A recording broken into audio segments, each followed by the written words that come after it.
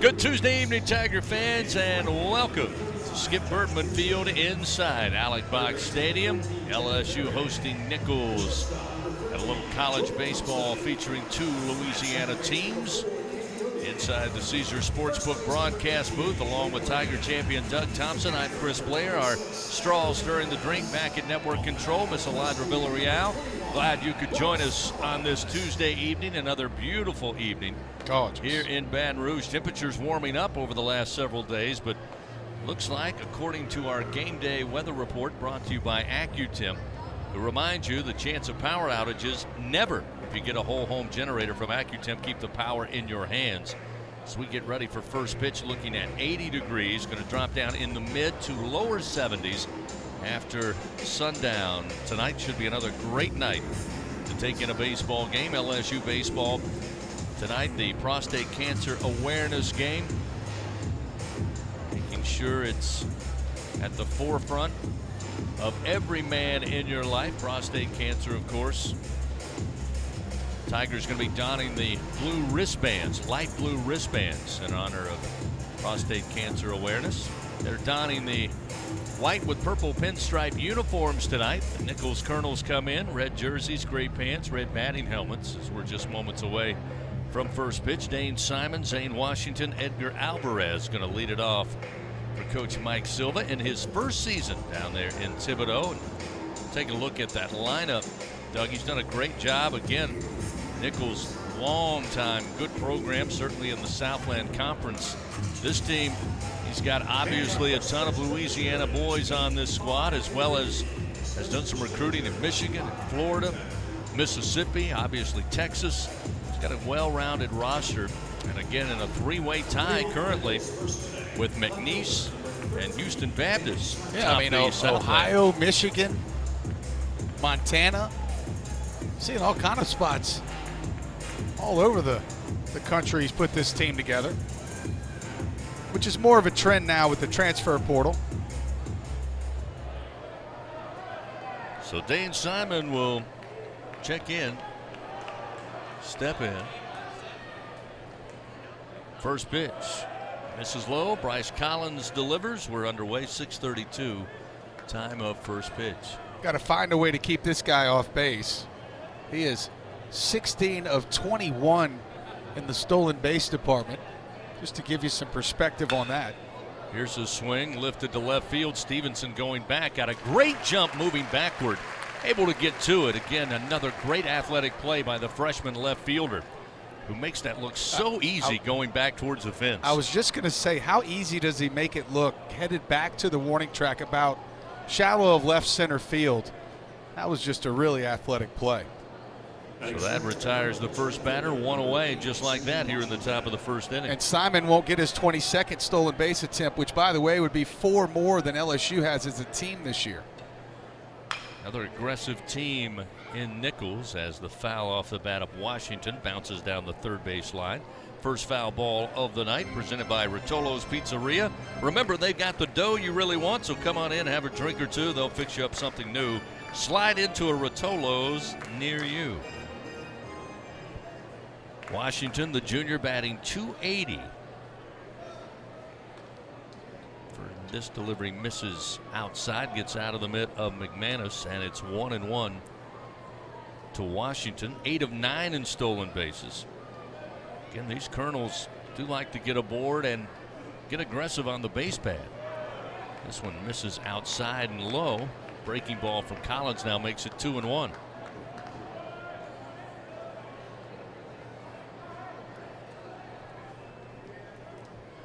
Bryce fires inside, swing and a miss. The fastball. It's 2 balls, 2 strikes now to Washington. And 92 miles an hour on that fastball. Collins has a fastball, an overhand curveball there that we see right there for strike 3. Right across the plate, the bender gets Washington. Doesn't move the bat. 2 down as Collins records his first strikeout. Brought to you by Super One Foods. Great quality at super low prices. That was nasty. He'll also throw a changeup in there. So with 3 quality pitches at this level that you can locate, makes you a contender to be a starter. Collins, like many other Tiger pitchers, likes to work quickly. Already sets up Alvarez. First pitch missing, 1-0. Oh, yeah. There's a strike to even it up. 1 ball, 1 strike. Alvarez out of Orlando, Florida. Some serious depth on that breaking ball. Spent a year at Seminole State as a Raider before making his way to Thibodaux, Louisiana, becoming a Colonel. 2-1 now, the count to Alvarez. Yeah, Alvarez has reached base safely in 16 straight games. The longest streak of any Colonel. Here's a little slow rolling ground ball, first base side, going to be picked up by Morgan. He'll option pitch it to Collins, covering at first in time for out number 3. So a smooth and clean inning for Bryce Collins and the Tigers defensively. 3 up, 3 down in the top of the first. We played a half inning. LSU comes to the plate for the first time tonight when we come back. Pearson, Cruz, and Berry after this on the LSU Sports Radio Network.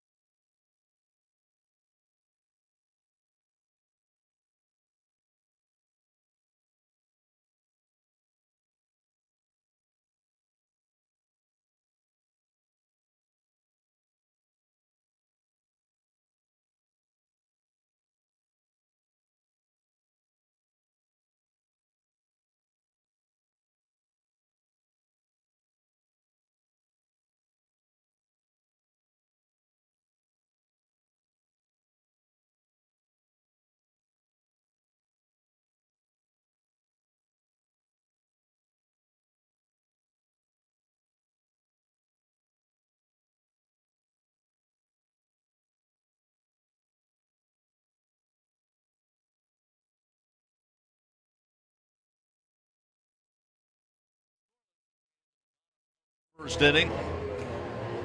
Bryce Collins, easy work of the Colonels in the top half of the first. Fly out, strike out, and a ground out. Tigers come to the plate. Josh Pearson, the freshman, batting an even 300, will lead it off. Josh over the weekend went 3 for 9 against the Bulldogs, batting .333. Josh Pearson. Talking to Jay Johnson inside the dugout, brought to you by National Trench Safety. Before the game, he mentioned that going to kind of stick with that original right-handed lineup we've seen over the last several weeks. Pearson atop the order as that first pitch from Mancuso misses outside. It's 1-0. He expects to see a number of arms tonight for the Colonels. That's part of the reason he's kind of sticking with the lineup we've become accustomed to. The 1-0. Strike on the inside corner makes it 1-1. He changed that up a little bit on Sunday with the left-hander for Georgia, but well, you're 5 of your last 6 in the SEC. I like sticking with it where it is right now. Seems to be working pretty good. 1-1. Misses low to make it 2-1. 9 home runs this weekend. And the Tigers have had 18 home runs in the last 7 games played here at the box. Ooh. Doesn't count the Pearson home run against New Orleans last week in the top of the 9th. The 2-1 slap towards the seats in right. Takes a skip and lands about 7 rows up. They had 9, as you mentioned, in the 3 games against Georgia. In fact, 16 home runs in those 3 games last weekend. The weather warming up, the wind for the most part, really the entire weekend blowing out. Certainly most of the weekend right to left. Was a hitter's park this weekend. Looks to be the same here tonight. The 2-2 breaking ball floats across the plate for a called strike 3. Pearson thought it was a little high. Home plate umpire Rob Slisher did not agree, and there's one gone. Well, Chris, we talked about it about 4 weeks ago, just like we do every year right at the beginning of April. The first couple weeks of the season, we see that flag blowing straight in at us. The cold air is blowing in our face. And as soon as it starts to heat up a little bit and that wind starts coming out of the south, the ball seems to just magically travel further here at the box. You couple that with the 10,000 of the greatest fans in college baseball, and things start to happen here at Alex Box Stadium late in the season. Cruz takes that one. It looked low and away, but it's strike 1. Dylan Cruz had his share of home runs, 13 on the year. Had 3 over the weekend, 3 of those 9 for LSU against Georgia. This one misses low and inside to even it up, 1 ball and 1 strike. Mancuso, as we mentioned, 6'6", 225 pounds, hails from Anderson, Texas. He started his career at Paris Junior College and then made his way to Nicholls last season. The 1-1 from the left-hander, again trying to stay on that inside corner, misses again. It's now 3-1 to Dylan Cruz. That's never good news for a pitcher. When it's 3-1 to Dylan Cruz, I don't care who you are. He took a 3-1 pitch off the top of the scoreboard on Sunday. Here's a sharply hit ground ball, and it bounces through by a diving Austin Kane at third, and Cruz, a 1-out single, has the Tigers with a man aboard. And that's what usually happens to a guy like that when you're 3-1. All you young pitchers out there listening or watching, you got to get ahead, especially to the better hitters. So now we'll see Jacob Berry. Berry batted .461, or .462 in fact, over the weekend, was 6 for 13, 2 runs scored, had a double, had a home run, one of those 9 by the Tigers. 3 runs batted in. Another great weekend for Berry. First pitch launched to center field. Hunter LeBlanc going back. He's got plenty of room. He'll make the grab. Dylan Cruz will retreat back to first. There's 2 gone. Got that one off the end of the bat. How about this dude? Was that exciting or what? Great call, by the way. Pretty Loved good way watching you and Hunt. The reaction there was perfect. Pretty good way to end a weekend with Cade Doty. And, you know, talking to Coach Jay Johnson, he said, we get there in the bottom of the 9th. You know you have Berry coming up, who has seen the ball well. He ropes a base hit to left, and then he's like, all right, Cade, if you see something you like, get a solid swing on it. Well, he did. I hate to take any credit in the radio booth for big wins, especially come from behind, but the truth is we've not donned the rally caps more than 4 or 5 times this year. And I want to say they're undefeated, Chris. I don't remember them losing yet. Dylan Cruz off and running. The pitch is inside. The throw off the mark. It brings Felix, the second baseman, left of the second base bag, and Cruz is in with a stolen base. Caught everybody by surprise. His 3rd stolen bag of the year. Well, it wouldn't have mattered if that ball was on the money. Cruz had that one stolen off the pitcher. He went on the first move from the big lefty. Last night on Jay Johnson's radio show, he got a call about his philosophy again on stolen bases. And he said there's several combinations. One major factor as the 0-1 comes inside, going to hit Cade Doty. That'll send him to first. The Tigers another hit by pitch on the season. That will be number 83. But Coach Johnson said sometimes the biggest factor is the mechanics of the pitcher. And I think, to your point, they got a couple of looks at Mancuso, who has a deliberate wind-up, deliberate delivery. And you're right, Dylan Cruz was high-stepping early before he had any chance. He'd had to throw that 130 miles an hour to give his catcher an opportunity to even throw down. Runners now first and second with 2 outs. Trey Morgan, no stranger, with 2 outs in the inning.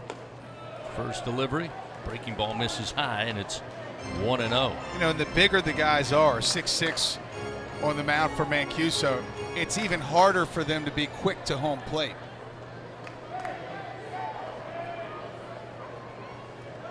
Cruz will take a lead off second. Doty off of first. The 1-0 down low and in the dirt. Austin Trahan having to work a little bit, stay in front of it behind the plate. It's now 2-0 to Morgan. It's another guy you don't want to fall behind. Trey 2-0 too. He was 3 of 12 at the plate. Did have a run scored. This fastball going to be, a breaking ball going to be fouled off into the screen. That'll make it 2-1. And Trey Morgan really working the left side of the field. That's no surprise. He has the ability to go opposite field easily, but hit a couple of really good balls over the weekend, just right at the Georgia left fielders. 2-1 now the count with 2 outs, no score, bottom of the first. Tigers threatening here. Runners first and second. Mancuso fires. There's the swing, and this one will find the seats down the line in left. Evens the count 2-2.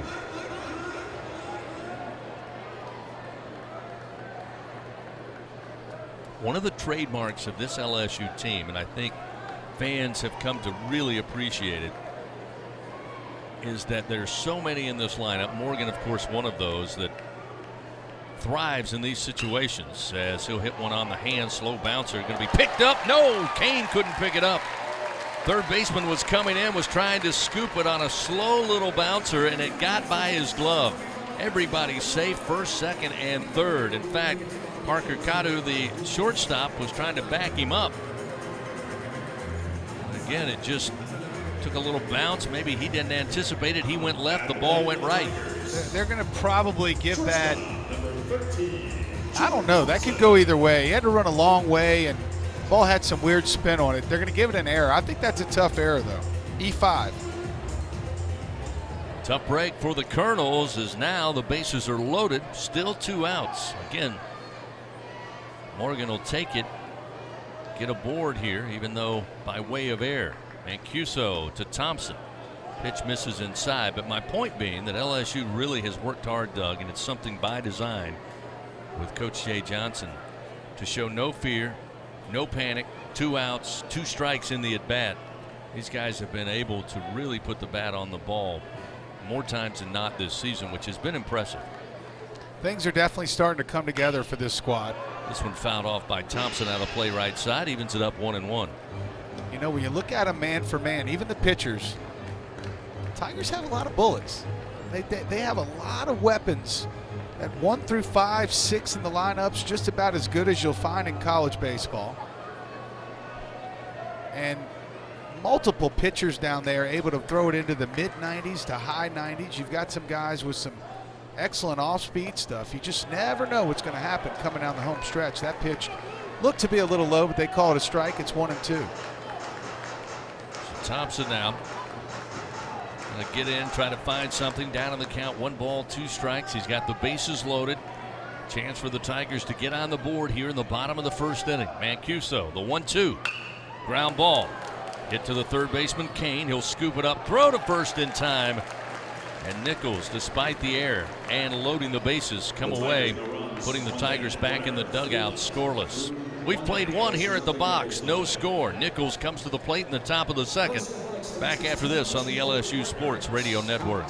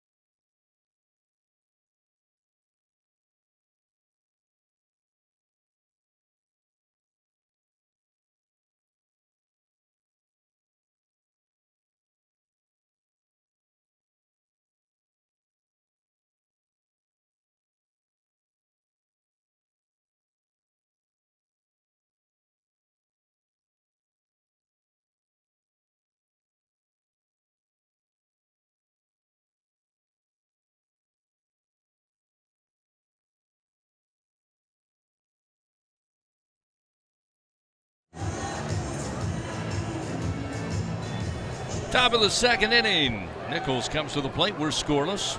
Tigers strand 3 runners. Bases loaded with 2 outs, unable to get a run across.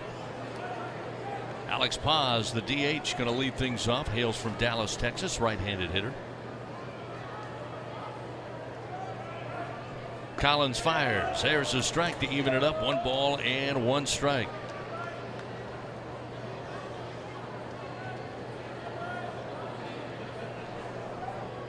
Paz, a senior for this Colonel squad. Batting .292, 7 home runs, 24 runs batted in. Collins delivers another strike off speed, and it's 1 ball, 2 strikes. Really good crowd out here for a Tuesday evening, 6:30 start. The 1-2 outside gets away from McManus. The breaking ball got too far out. It's 2 balls, 2 strikes. Tigers trying to wrap up a 4-game homestand. And they've been at home for a while, minus the trip to New Orleans last week. Here's a check swing foul into the screen on a fastball offering from Collins, make it 2-2.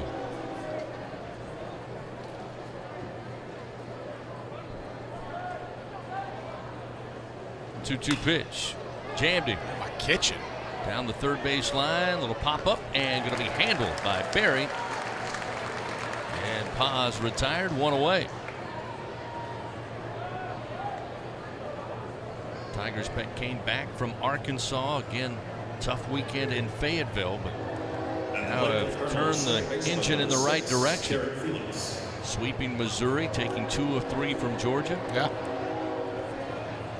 Head back out on the road this weekend against an Alabama team as Collins breaking ball inside, going to catch a piece of Felix. And that will send Garrick Felix, native from Lafayette, down to first base. So with 1 out, a runner aboard.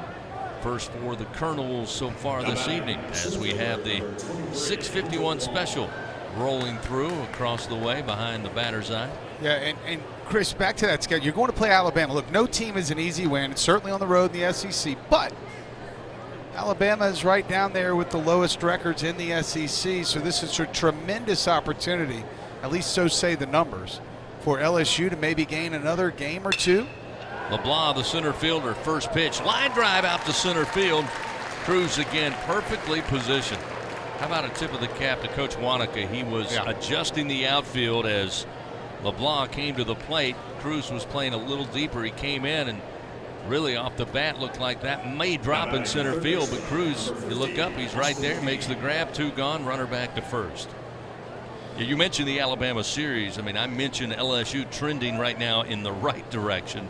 Alabama, of course, a little surprised. They had some success early, midway through the SEC race, but now they've struggled. They lost 2 of 3 to Georgia at home, and then last week swept by South Carolina in Columbia, which the Gamecocks are also much improved over the last couple of weeks. But if both teams do what they have been doing, yes, the numbers tell you LSU have a great chance. And LSU's got Auburn and A&M right there with them at 12-9 overall. The pick over and almost gets him, but Morgan just down a little bit late on the tag.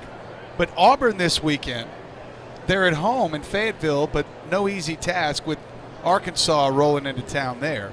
And for Texas A&M, they'll face off against South Carolina, who's also 9-12, so that series could really go either way. So if you get South Carolina and Arkansas taking those 2 series, they would have to do it on the road. Man, that puts LSU in a good spot. Still keeping an eye on the runner and Felix over at first. He's got a big lead. Look at that lead over there. Collins will come to the plate. Pitches high and inside to Austin Kane, the third baseman, with a fastball. It's 1-0. And then you hear the words, magic numbers. How many wins do the Tigers need in SEC play to host that first-round regional here? You hear a lot of people say, you and I talked about this the other day, 15 is a good number. Of course, 16 makes you feel better. A good showing in the SEC tournament would even more increase your chances. But what say you? You like 15 just because everyone says it? Do you feel like it needs to be more like 16 to lock it up? I think 16. I really do this particular year, and it's one of the reasons I talked about it on Sunday.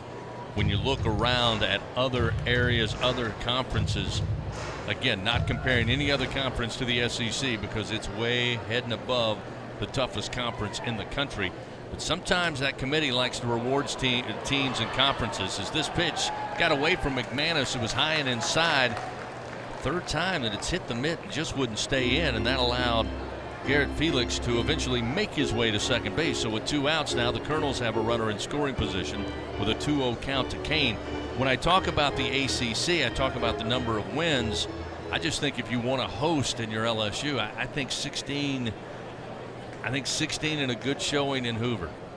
That's just my opinion. I don't know that 15 can get it done this year. There's the breaking ball from Collins. It's a called strike. Make it 2-1. I'll tell you why I think it's 15. Ole Miss is at 7 now with 9 to play. They'd have to win 8 of their next 9 to get to 15. All the 9 and 12 teams would have to win 6 of their next 9 to get to 15 wins. There are 3 of those guys. There are 3 7 and 14 teams. So that's 6 teams right there alone. That would have to be at least 6 and 9 coming down the home stretch of the last 3 series to get to 15 wins. 2-1's going to be roped, and it is a foul ball.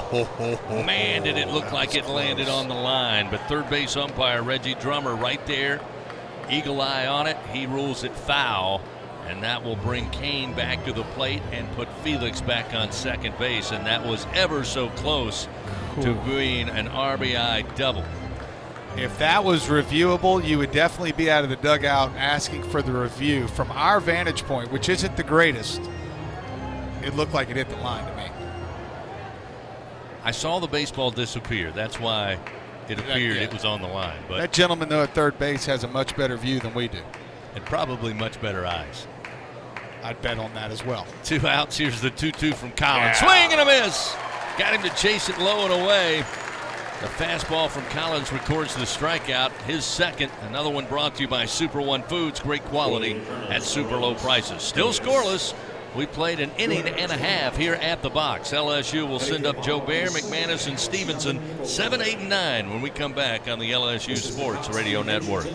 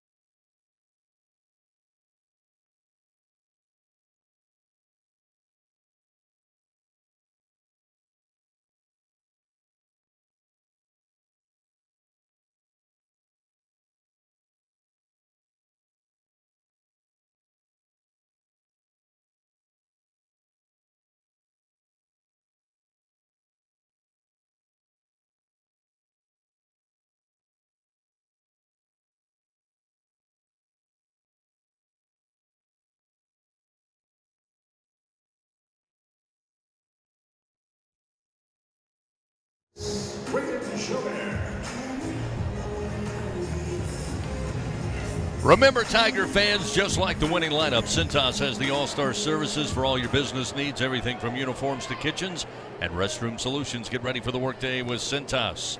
Bring Joe Bear to lead it off. The DH takes the first pitch down in the dirt for ball 1 from Mancuso, and it is 1 ball, no strikes. Joe Bear batting .275, coming off the weekend, just 1 for 7 with a run scored. Struggled a little bit against the Bulldogs. Again, one of the few times here tonight, Nicholls not employing the shift. He's had to beat the shift basically for the last 3 to 4 weeks in SEC play. This one fouled down the line, first base side. It's 1-1. So to finish the SEC talk, why it's 15? I think that looking at the numbers right now with 9 games to play, Chris, that 5 teams will have 15 wins or better. I think everybody else is going to miss 15 by at least 1 game. And that's why I think 15 gets you a regional host site. Another ground ball foul off the bat of Joe Bear, just right of first base. Falls behind in the count 1-2. Strong argument.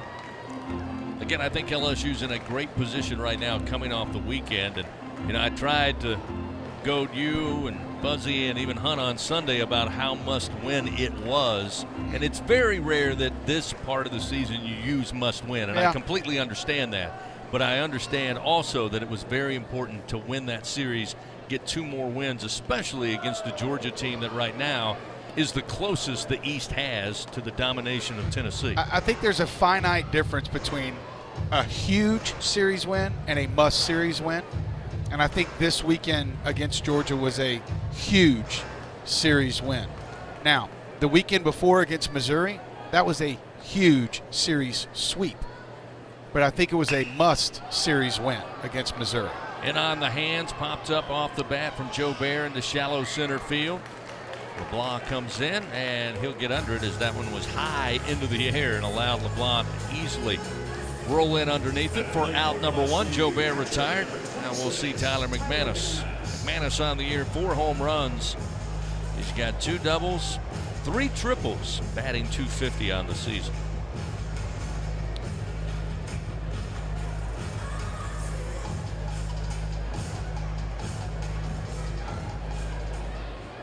Tyler digs in. Mancuso winds. The left-hander fires, and it's high and outside, ball 1.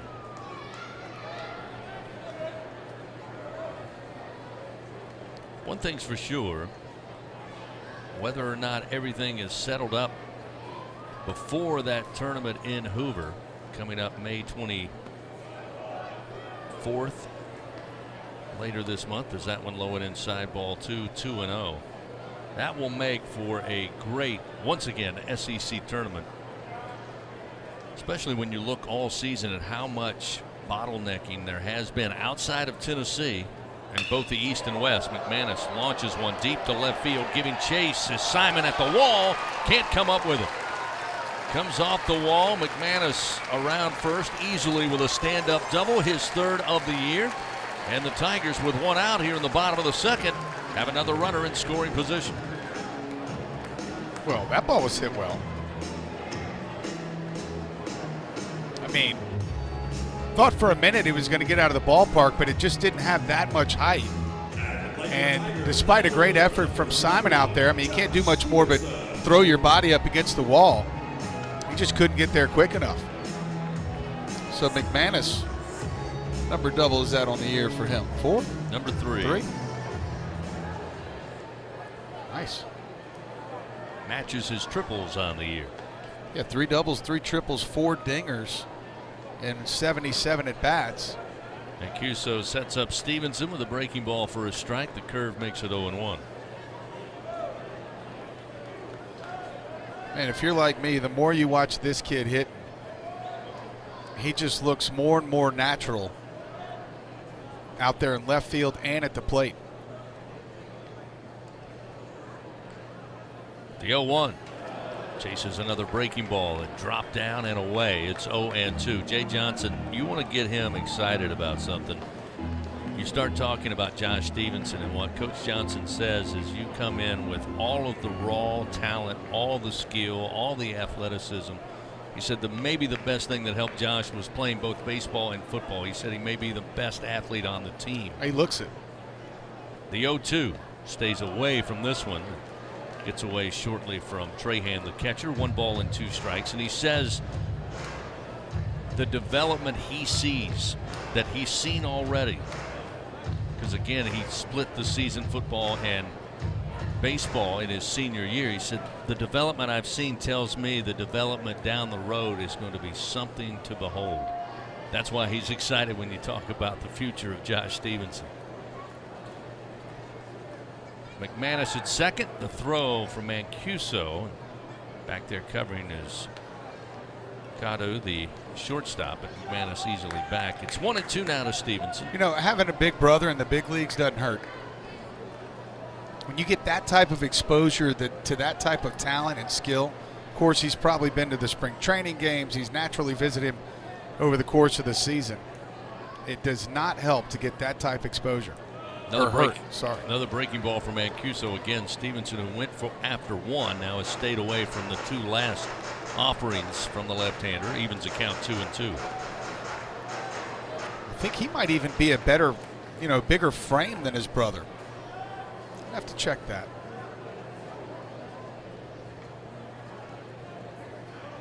McManus a lead off of second. The 2-2 pitch misses away. It's now a full count to Josh Stevenson.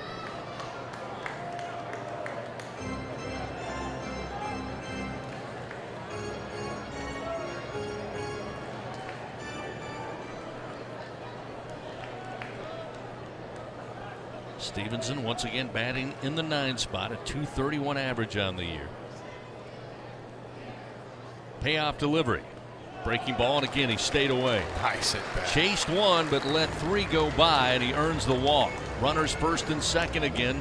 Tigers had first and second. Eventually the bases loaded in the bottom of the first. Came away empty-handed. Now with 1 out. 2 runners on. Top of the order, Josh Pearson coming to the plate. Believe it or not, when you're watching a young hitter like Stevenson, of course you take notice of the balls that he actually hits, right? And when he hits them and where they were when he hit them. But a lot of times as a coach, you're really paying more attention to the pitches that they lay off of. Like, for example, that high fastball, that's tough for a young hitter to lay off of. And those sliders that go from out of the strike zone down in the dirt, even tougher. Nice AB there. And Pearson takes a nice slider over the inside corner for strike 1. You asked the question. Andrew Stevenson, his vitals tell us he's 6 foot, 191 pounds. 6'1", I think it says.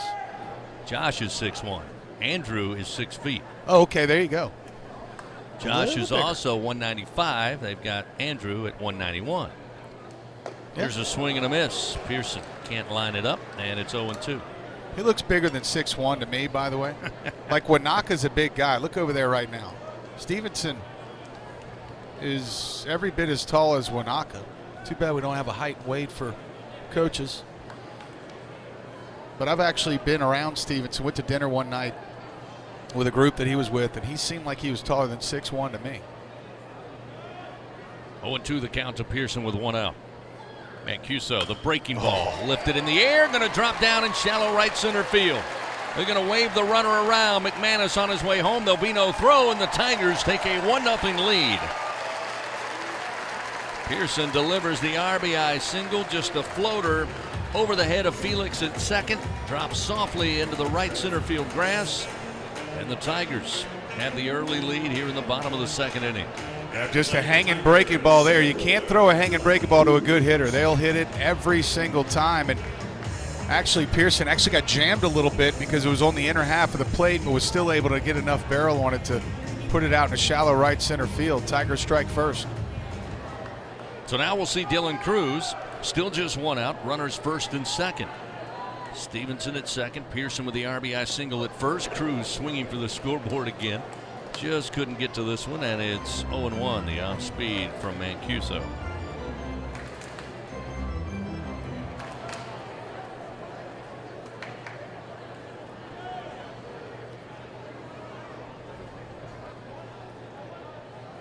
Here's the 0-1. Ground ball, but left of third base foul. Cruz falls behind 0-2. Pearson, by the way, over at first base as we approach just after 7 o'clock, having to battle the sun, holding his hand up, try to keep an eye on Mancuso, the left-hander.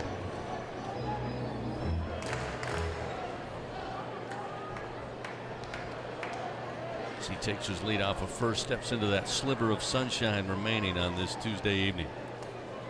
Runners take their lead first and second. The 0-2 to Cruz. Short of the plate, and it's 1 ball, 2 strikes. Let's pause 10 seconds. Station identification. Fighting Tiger Baseball on the LSU Sports Radio Network.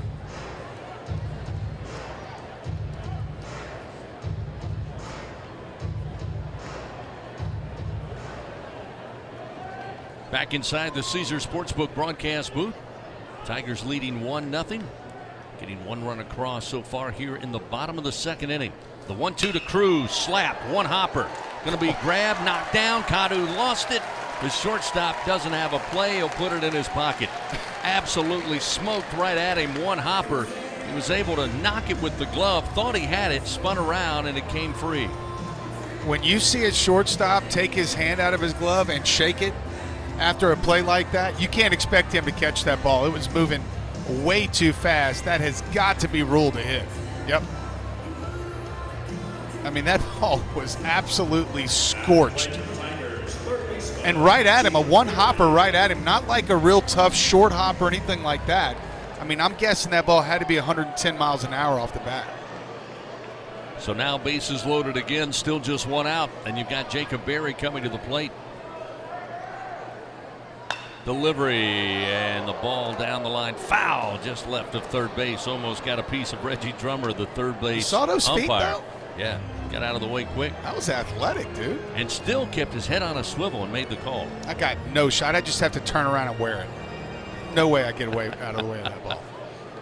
So 0-1 the count to Berry, which, by the way, I meant to say this. Berry, as we said, batted .462 over the weekend. Got his first home run from the right side of the plate. Also delivered that base hit to set up the walk-off as this one driven down and foul left of the line in left field. But he had solid ABs from the right side. And I joked with Jay Johnson last night. I said, Coach, I heard there's some rumbling from outside the program that maybe he should just bat from the left side, but something tells me you knew something we didn't. And he just smiled and said, I've seen him hit a few times from the right side, and in fact now when you look at his averages, it's almost even left and right. I asked that question many times during the fall, and everyone that I spoke with, guys that I know, they know what they're talking about, guys that I don't know if they know what they're talking about, they just saw it, told me there's no difference between right and left. It was just repetition at first. Everybody was on that kind of storyline, but he had 70 at-bats against righties and like 8 against lefties. There's another hard hit ball from the right side. Going to drop down in front of LeBlanc, center field. Runners had to hold up momentarily, but eventually Stevenson comes in to score the second run of the game. So an RBI single for Jacob Berry, number 44, runs batted in for the professional hitter that plays for LSU Fighting Tiger Baseball. What side did he hit that from? The right side. Yep. Now, the guy can hit. I mean, you really think that Coach Jay Johnson would let him hit right-handed if he really couldn't?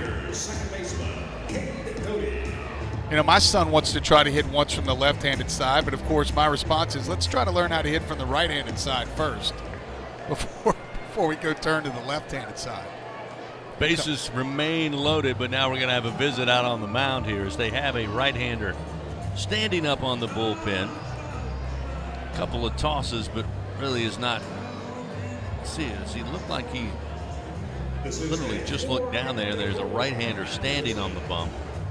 But it looks like they're going to just talk it over with Mancuso and allow the right-hander to loosen up maybe. Yeah, that's 39 down there. Bradley Ely. Actually got that right. E-L-Y. He's a junior out of Frisco, Texas, and he is certainly not very stressed right now. Either he's ready to go or knows that he's not going to be called right now, and he won't be. So Mancuso will remain out on the mound. The Tigers now starting to warm up at the plate. Plated 2 runs, 5 hits so far. 2 runs on 4 hits here in the bottom of the second inning. They still have the bases loaded with 1 out, and you got Cade Doty standing in. Doty was hit by a pitch in the first inning, was left stranded. Wind blowing out here at the box towards Tiger Stadium at the very moment. Pearson at third, Cruz at second, Berry with the RBI single. He's at first base. Mancuso delivers. Off speed, short of the plate, ball 1. I think Doty's going to hit one hard here. Just something telling me.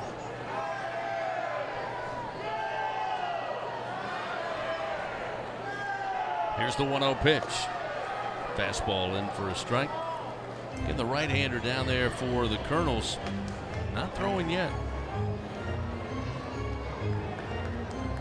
Yeah, he's just kind of in check me out mode right now. 1 ball, 1 strike to Cade Doty. Here's the pitch. Oh, Swing and a miss. A little out front of the changeup there.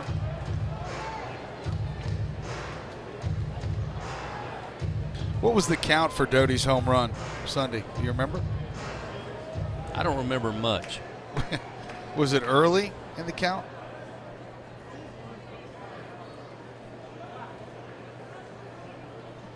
Did he have 2 strikes? Here's a swing and a miss down on strikes goes Doty. Time again off speed. A little up in the zone, but Cade, I'm certain, would like to have that swing back, and that's the second out of the inning.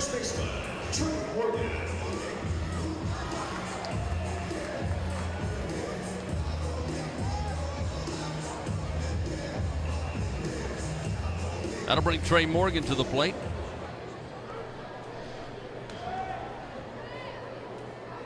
Morgan got aboard on an error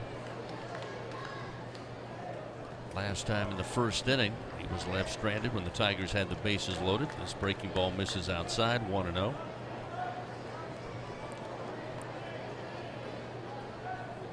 Landra Villarreal, our great producer. The straw lets me know it was very early in the count, 1-0.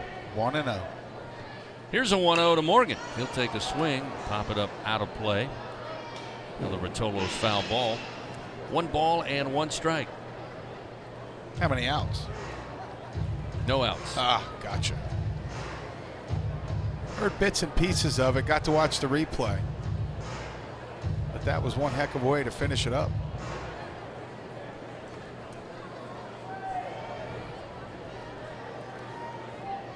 Bases loaded for the Tigers.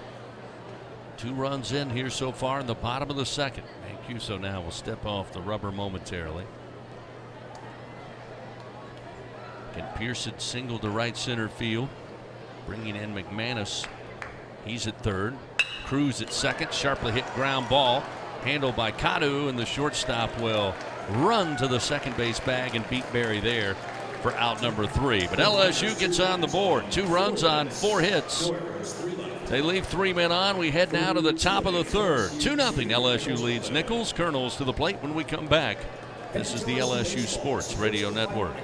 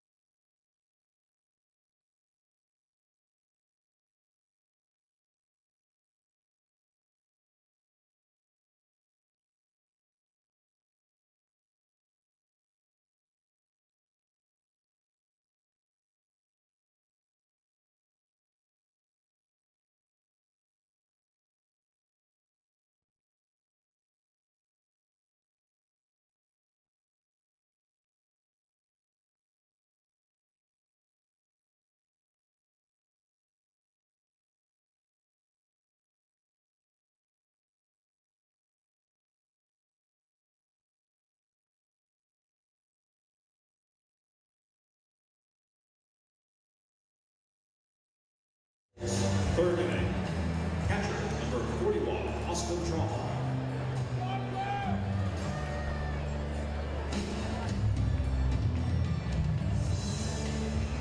Top of the third inning, 2-0 LSU now leading Nicholls after they score 2 runs in the bottom half of the second. They do it on 4 hits. Bryce Collins back out there, start his third inning of work. His Tigers giving him a 2-run lead. First delivery to the catcher, Austin Trahan, missed inside. 1-0. Tell you, so far so good for Bryce Collins, huh? Breaking ball lifted in the air after the swing to center. Cruz coming over to his right, and he'll settle under it for out number 1. Trahan retired. You know, Collins a really good story because we talked about him transferring in from Arizona. He was drafted back in 2018 by the Minnesota Twins, but didn't pitch in 2020, obviously with a shortened season, but also in 2021 due to an injury. Drafted and turned out some real money, over $1 million. Made 4 starts in 2019 for Arizona. This one misses outside. But Jay Johnson has a lot of confidence in him.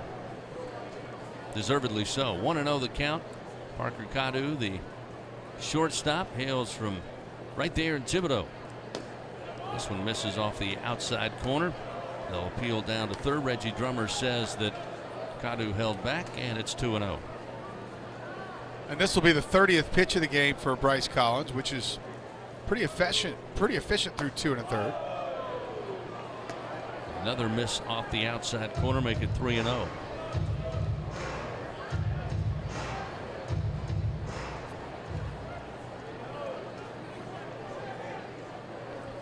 Collins now the 3-0 pitch. Down the middle for a strike, 3-1. So the team will leave, what is that, Thursday afternoon? They're going to leave Wednesday. They're going to practice here at the box, I think around noon, 12:30, and then pull out somewhere around 4 o'clock, get there Wednesday evening. This one misses high, and Cadu earns the walk. So a 1-out base on balls, gets a runner aboard once again for the Colonels. That'll bring up Dane Simon again, native of Destrehan, Louisiana, right-handed hitter.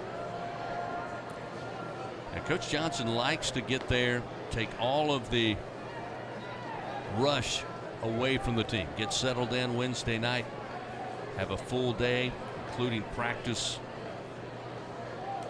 there on Thursday in Tuscaloosa, get acclimated to the area well before it's time to take to the diamond on Friday evening.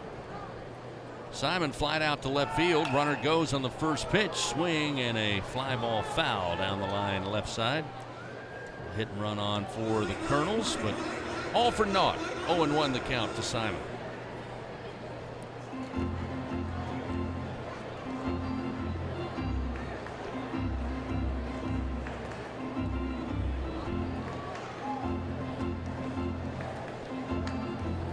Two pitchers warming, tossing, I should say, down in the bullpen for LSU. Expecting to see a number of arms. Even mentioned last night, did Jay Johnson, that Blake Money actually might get to throw a little bit in tonight's game. Interesting. The 0-1, high inside. Fastball missing. 1 ball, 1 strike. Got Floyd and Hasty down there right now. Also, that right-hander still kind of hanging out down in the Colonel's bullpen.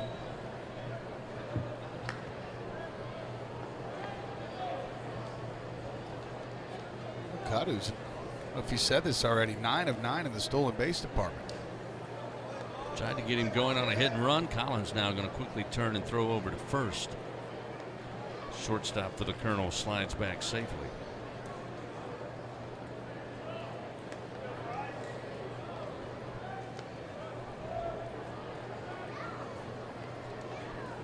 Again, Collins quickly turns, throws to Morgan, trying to keep that base runner as close as he can to the first base bag. I guess Jay Johnson knows he's 9 of 9 as well.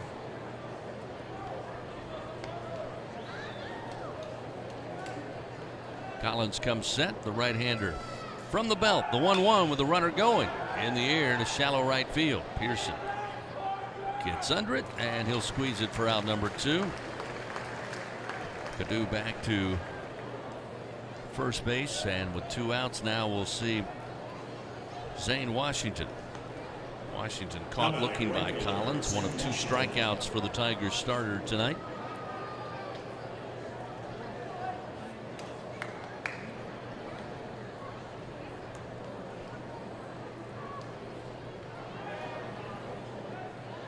Well, Bryce Collins did retire the first 3 leadoff batters that he faced.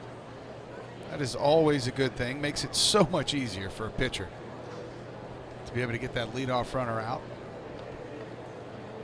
Coming up, it'll be his 35th pitch of the outing as McManus calls for time and goes out and visits with Collins on the mound. You kind of wonder if that's because this will be the last batter he faces. Because Hasty looks to be going full bore down there, whereas Ty Floyd's just kind of tossing. And then Hasty throws one down to the dugout.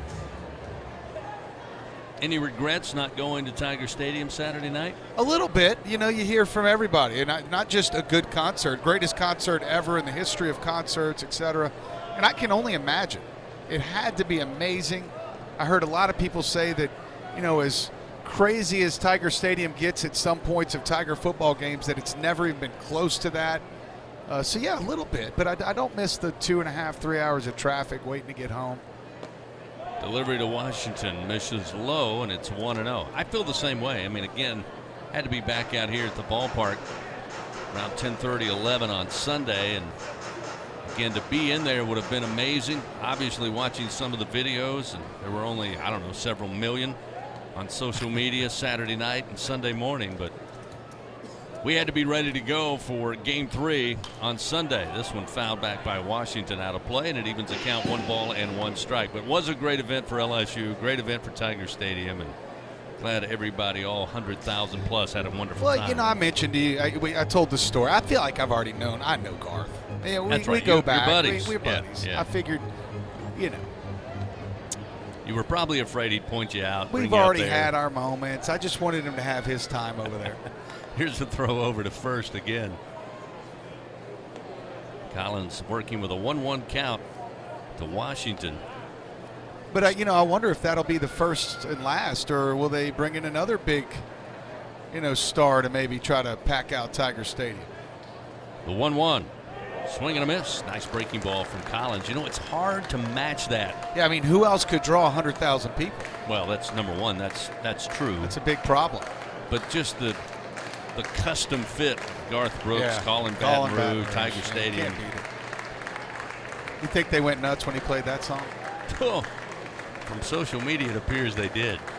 Another quick throw over to first. Or maybe we just make it Garth bi-yearly. Maybe he just comes back every other year and rocks Tiger Stadium again. I know, listening to him talk afterwards, he may have an idea to do that. I think he had as much fun or more fun than anybody. Oh, I can't imagine how much fun that man had. 2 outs, runner at first, 2-0 LSU leads. Runner goes, and Washington fouls this one off. A little slow bouncer to the third base dugout. He really liked the Garthquake reference. I mean, that's pretty amazing to register on the old seismograph for a concert. Oh, it did? I didn't read that. Oh, yeah. Garthquake.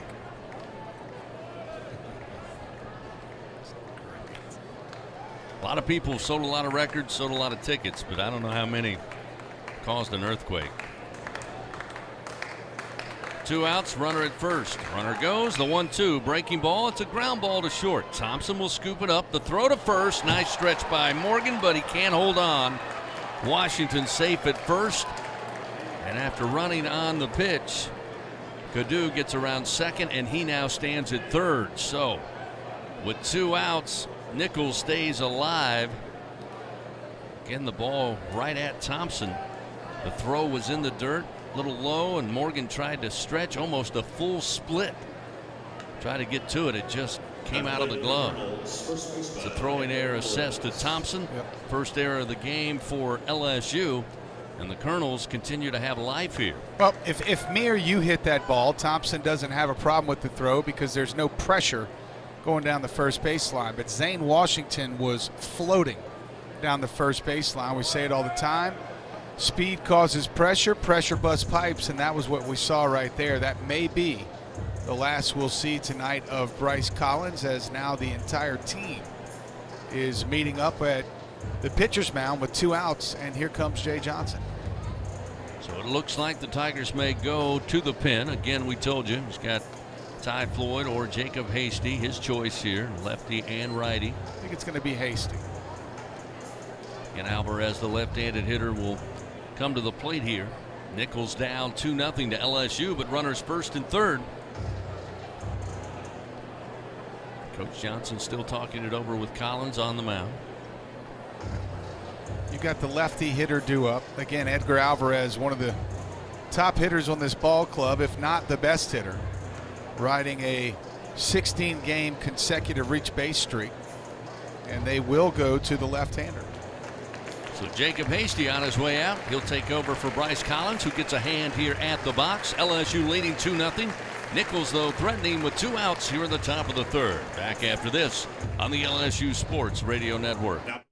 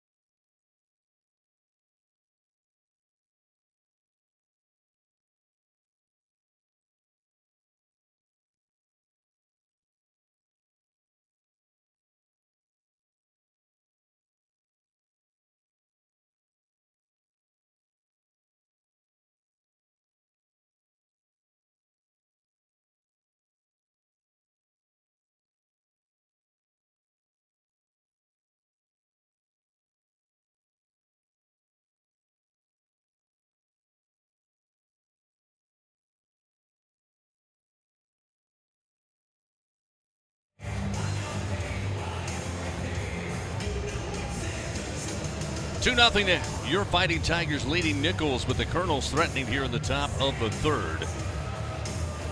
Runners first and third with 2 outs. Coach Jay Johnson making the call to the bullpen. Pitching change powered by Sunshine, your hometown John Deere dealer in Louisiana. They'll turn it over to left-hander Jacob Hasty. Jacob Hasty is making his 6th appearance of the year.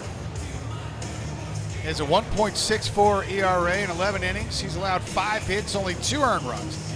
He has 3 walks and 13 strikeouts. Opponents are hitting 139, and Jacob Hasty, Chris, here of the last couple weeks have been an excellent surprise for Coach Jay Johnson and this coaching staff. We have seen him come in with a lights-out breaking ball, coupled with a 92 to 94 mile an hour fastball. Dare I say dominant. Let me read those numbers to you again. In his 5 appearances, 11 innings, only 5 hits allowed, 2 earned runs, 13 strikeouts, and 3 walks. You know, well, last year down the stretch, we saw some flashes at times from Jacob Hasty. And then, of course, not a lot talked about in the fall, not a lot in the preseason, and did not see him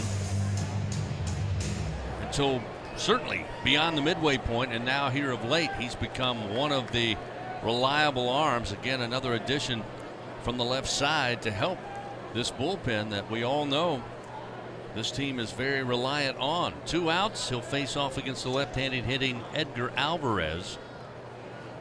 With runners first and third. First delivery misses off the plate. Ball 1, 1-0. Trahan flied out to center field. Start the inning. Cudu walked, got aboard. Simon then flied out to right. Washington got aboard on a throwing error. That allowed Cudu to make his way all the way to third. Here's the 1-0. There he is. Strike on the inside corner. 1-1. That's an 81 mile an hour curveball. That is really, really good. I mean, like major league level type stuff. You know, in college you'll see him 72 to 75. I mean, that is a very sharp, hard curveball from a left-hander. That exhibition he had against Missouri in his outing. Oh, where wow.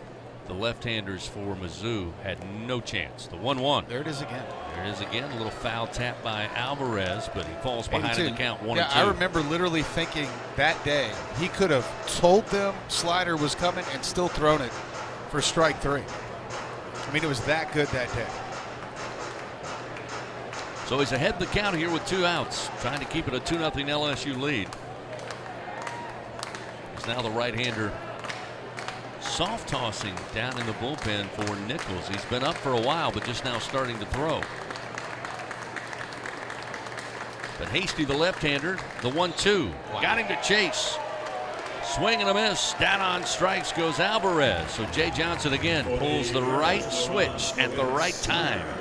Hasty comes in, finishes it for the Colonels. They come away with no runs. They do it on no hits, 1 error committed by the Tigers. We go to the bottom of the 3rd. Thompson, Jobert, McManus due up 6, 7, and 8 when we come back on the LSU Sports Radio Network.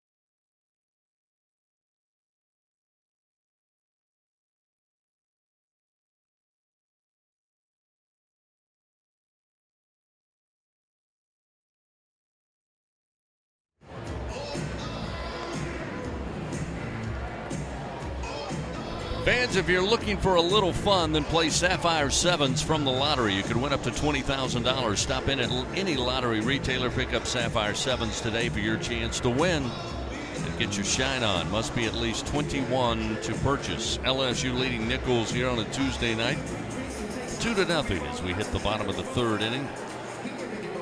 Tigers will send up Thompson, Jobert, and McManus. Thompson to lead it off, grounded out to Austin Kane, the 3rd baseman, back in the 1st inning with the bases loaded. Jordan batting .415 this season when leading off the inning. Got a .268 average. Coming off a weekend where second leading hitter for the Tigers went 3 for 9 with a double and a run scored.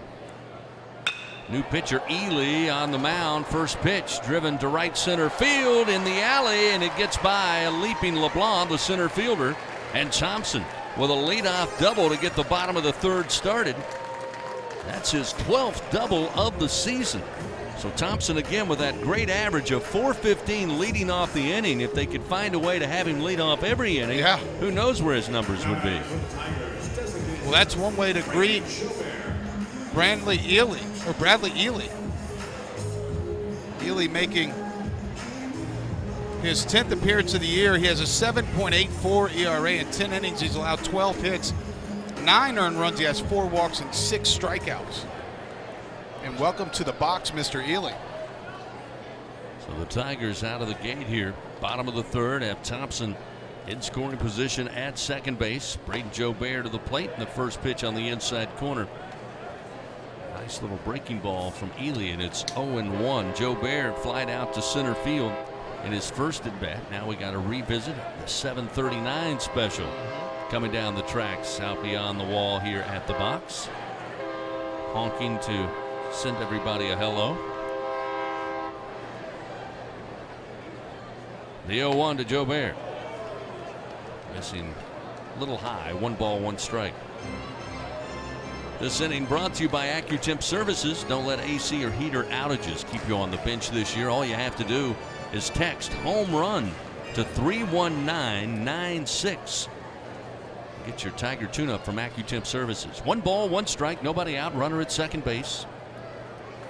LSU threatening once again. Ground ball bouncer to second. Handed by Felix. He will toss to Alvarez for out number 1, but the ground ball to the right side of the diamond allows Thompson to reach third base. So with 1 out, a runner at third, and we'll see Tyler McManus. McManus picking up his 3rd double of the season and his first at bat. And his first at bat tonight drove it all the way back to the left center field wall. A screamer right off the middle of the left center field wall. Nicholls going to bring the infield in here, trying to keep it a 2-0 ball game. Thompson talking with Coach Fitzgerald, third base coach for the Tigers, make sure they're on the same page. Ely working from the stretch, delivers the first pitch. It's in the dirt. Nice job by Trahan sliding over to block it up. 1-0.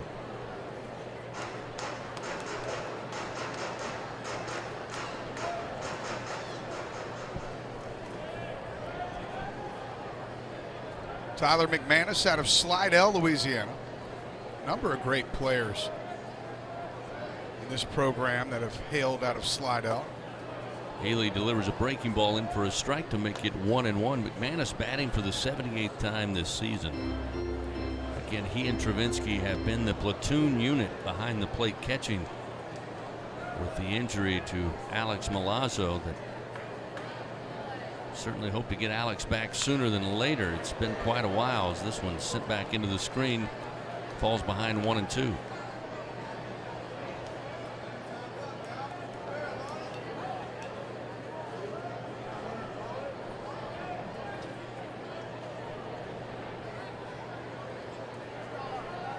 One out, runner at third. Ely's 1-2. Look out. Spins the hitter away, and it's 2-2 with a pitch high and inside. You know, the Tigers are blessed, though. They got McManus and Travinski to kind of fill that void. While Milazzo's been out, they've contributed with 9 home runs. Of course, a bunch of doubles as well. This one outside and in the dirt from Ely. It's now a full count, 3-2. Yeah, you certainly miss Milazzo and what he does behind the plate, but if you're forced into that situation due to injury, it's nice to have, at times, Travinski's gotten on a roll. And McManus, as you said, has provided extra base hits as well as home runs. Payoff delivery high and inside, ball 4. So he'll earn the walk. That's his 12th base on balls for McManus. So runners now for LSU, first and third and 1 out. Yeah, it's like that. It's kind of a balance between run production and run prevention, right? I mean, obviously Milazzo helps to prevent the runs from being scored.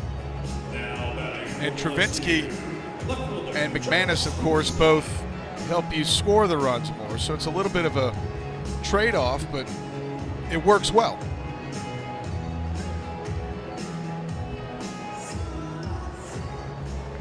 Josh Stevenson to the plate. Got a board on a walk. Came around to score one of those 2 runs in the second inning. RBI opportunity for the freshman. He'll take a swing and send it back into the screen. It's 0-1.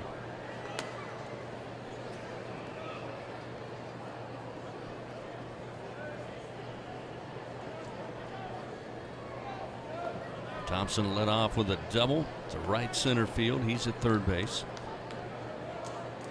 Just 1 out, and 0-1 count to Stevenson. First, Ely going to check on McManus and toss over to first. McManus not much of a stolen base threat. He's yet to attempt one on the year, but Ely just trying to keep him close to the bag.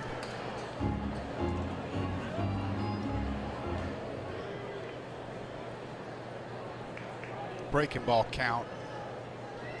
To try to keep him honest. The 0-1 up the middle, ground ball, diving for it is Felix. It's out of his reach. Goes on into center field. Thompson comes in to score. Around second, into third goes McManus, and an RBI single for Josh Stevenson. That's RBI number 7. It's now 3-0 LSU. Yeah, another ball was scorched right there through the infield. Another base hit for the Tigers. That's 7 tonight. Let's see. Stevenson's had 1. McManus Thompson's had one. 3 guys at the top. So Doty, Morgan, and Joe Bear so far the only hitless Tigers, Chris. And we're only in the 3rd inning. Pearson now at the plate. He had the RBI single in the 2nd. First pitch scoots him off the plate, low and inside. 1-0. McManus at 3rd. Stevenson with the RBI single now at 1st. Sun setting on this Tuesday. 1-0. High in the air to right center field. Washington giving chase. This one is gone. High into the air and deep to right center. Pearson with his 5th home run of the year. It's a 3-run shot.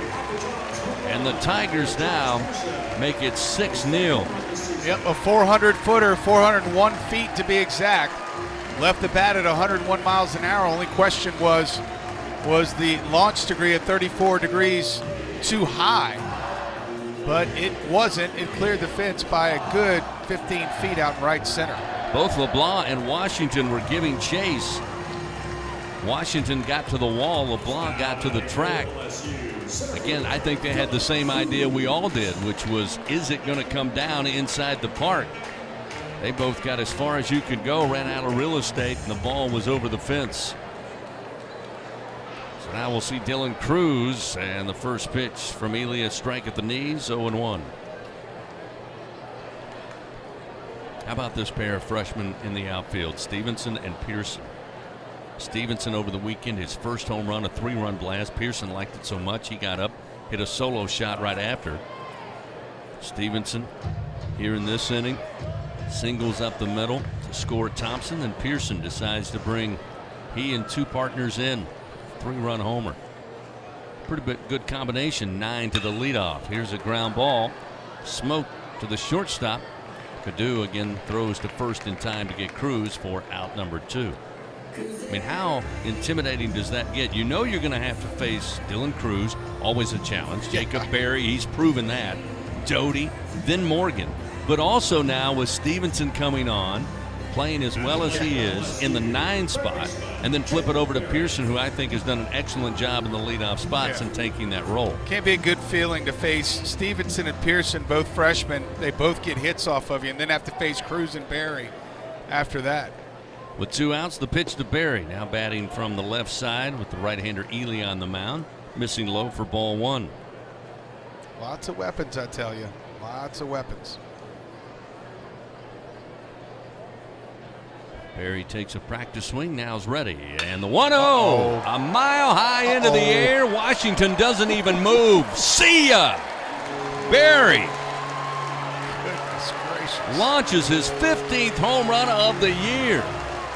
With 2 outs in the inning, it's now 7-0 LSU. 410 feet, 106 miles an hour off the bat. That was a no-doubter. Off the top of the Community Coffee Diamond deck, then bounced off the roof of the Marucci Performance Center. Jacob Berry. Jeez Louise. Second home run of the inning. Now again, LSU. 20 home runs in this homestand, starting back against UL Lafayette. This one misses inside to Cade Doty, make it 1-0. That was number 79 on the year. One more for 80. Doty awaits the 1-0 pitch. Inside. Spins away from it. 2 balls, no strikes. Ball is hammered. We're in the bottom of the 3rd inning. LSU has 7 runs on 9 hits. Here's a chopping ground ball towards short. Cadu gets up with it and throws to first in time for out number 3. But LSU does some damage. 5 runs on 4 hits. Highlighted by 2 home runs, a 3-run blast for Pearson, solo shot for Berry.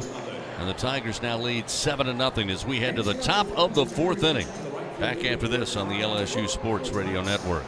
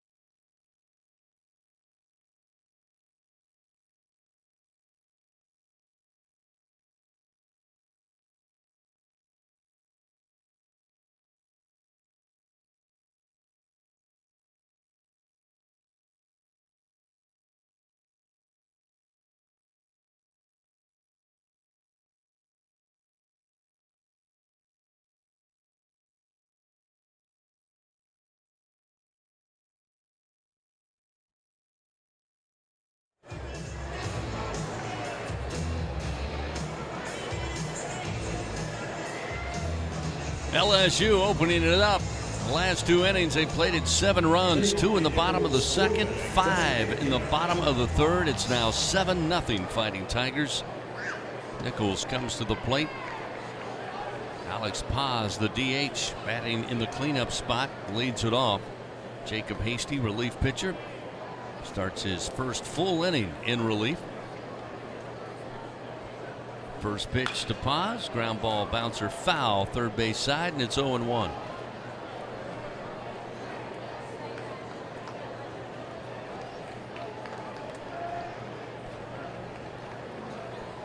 Hasty came in there in the bottom, or rather top of the second inning. Get that final out when the Colonels were threatening runners first and third. Keep it a 2-0 LSU lead. The 0-1. Cross for a strike, and it's 0-2. Yeah, he went to the nasty breaking ball to get out of that top of the third inning. I'm telling you, Chris, if there's a better left-handed breaking ball in the country, I want to see it. Setting up outside, McManus here to the right-handed hitter in the 0-2. Goes that way. A little too far off the plate to get Paz to chase. It's 1-2. Tigers against 7 runs, 9 hits, 1 error.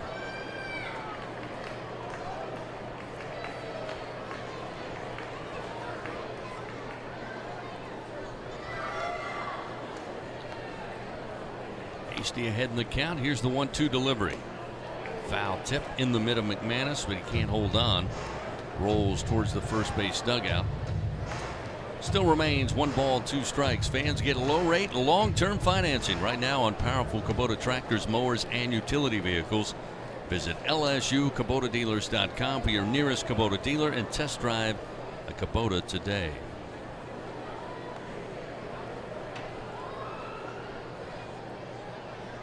The 1-2 from Hasty. Ground ball towards short. Backhanded by Thompson. Going to be a long throw, and this time on the money to Morgan for out number 1. Great play by Thompson there to make up for the error earlier. Had that throw well up. Morgan just held up the leather, follows it in, and there's the 6-3 putout. Threw him out by about 3 steps, too. That was impressive. And the Tigers have now retired the leadoff batter in all 4 innings. Garrett Felix, second baseman for the Colonels, left-handed hitter, now a lefty-on-lefty matchup with 1 out. Felix hit by a pitch by Collins in his first at-bat, and Hasty delivers the breaking ball over for a strike. It's 0-1.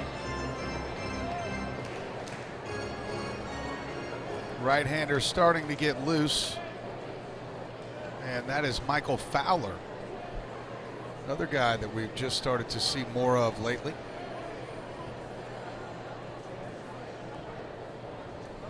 The 0-1 delivery. This breaking ball in for a strike again on the inside corner. Actually got Felix to back out slightly and then broke across the inside corner for strike 2. Hasty's thrown 11 pitches. He's thrown 9 strikes. He's ahead in the count, 0-2 to Felix. It's pretty good. The delivery. Foul tip, just got a piece. Stays alive, but still an 0-2 count. Tiger fans, StubHub, the easiest way to experience every Tiger game. Check the virtual view, score your seats, get your tickets delivered instantly. StubHub, the official ticket marketplace of LSU Athletics. StubHub, be there.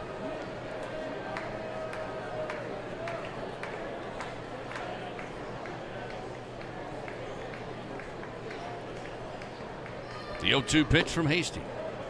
Outside and low. 1 ball, 2 strikes.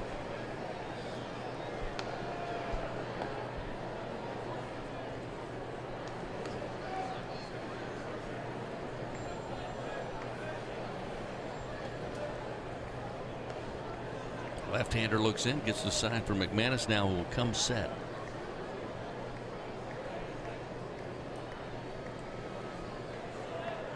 Pitch to the left-handed hitting Felix. Just off the outside corner. Hasty thought he had him. Evens the count, however, 2-2. Nicholls and LSU getting together for the first and only time this year. Tigers lead the series 57 wins, 24 losses. Tigers took 2 from the Colonels last season, 14-0 and 5-4. Both games here at the box. The 2-2 outside corner, called strike. That time Hasty got it, and Felix knew it. He was already spinning, making his way back to the dugout. Hasty with the punch out, his second in relief. Brought to you by Super One Foods. Great quality at super low prices, and with 2 down, we'll see Hunter LeBlanc, the center fielder. And don't forget, Nicholls is where Braden Joubert started out his college career.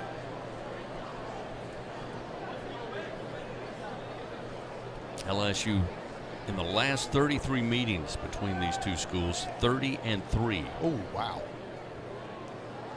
Pitch to LeBlanc. There's the get me over curve, and it's 0-1. And they're a scrappy ball club. They're 24-16 this year. They're 11-7 in the Southland Conference.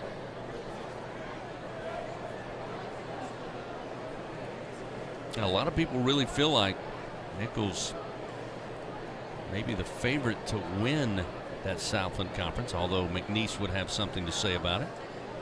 The 0-1 chases this breaking ball down and away. LeBlanc falls behind 0-2, also in a tie with Houston Baptist there in the Southland.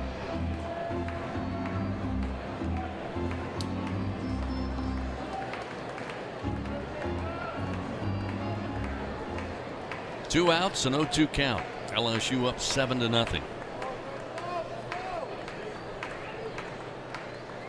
This may be Hasty's last batter faced tonight. And here's the 0-2. Gonna hit him. This time the breaking ball didn't break. Nope, they're gonna say He didn't get out of the way. Didn't get out of the way. They're gonna rule him out. That's Call gonna strike shock 3. LeBlanc. Yep, they're gonna review it. Home plate umpire Rob Slisher immediately came out. They're gonna bring LSU back on the field. They're gonna go review it to make sure, I guess, he made an attempt to get out of the way, but they're gonna have to overturn the strikeout call. So they will bring the Tigers back out, and they will put on the headsets, head back to the video review room, and we'll have an official review here brought to you by Acme Oyster House. I'll give Rob Slisher this much credit. I mean, immediately after contact, he raised up to strike 3. He sure did. He didn't think about it. Let's see here. Oh, no, he's saying, he looked like he went into the pit. Yeah, he leaned into it. Certainly didn't make an attempt to get out of the way. And Tyler McManus was also immediately saying he leaned into that ball. Watch Tyler McManus on the replay. As soon as it hits him, he turns around to the umpire immediately and is stating the claim.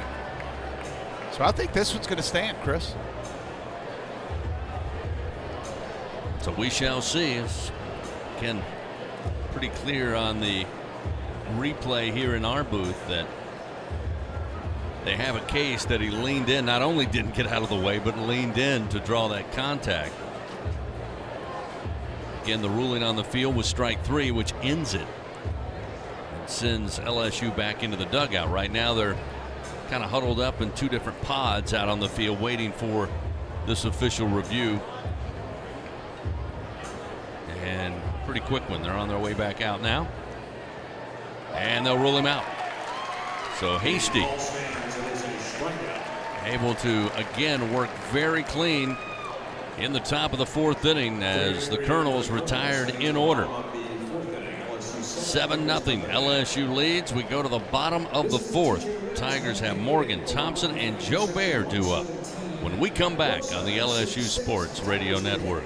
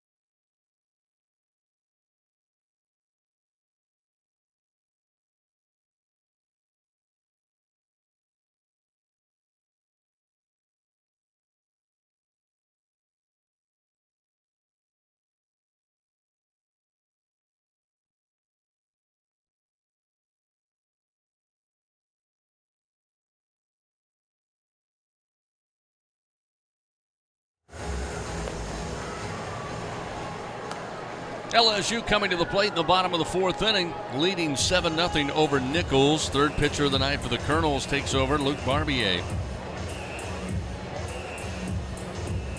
Beyond the mound for Coach Mike Silva. LSU pounding out 7 runs thus far on 9 hits. Trey Morgan will lead things off for the Fighting Tigers. Barbier, the left-hander, brings one high and inside. Morgan has to get out of the way. And catcher Trahan couldn't get a glove on it, so it's 1-0. Barbier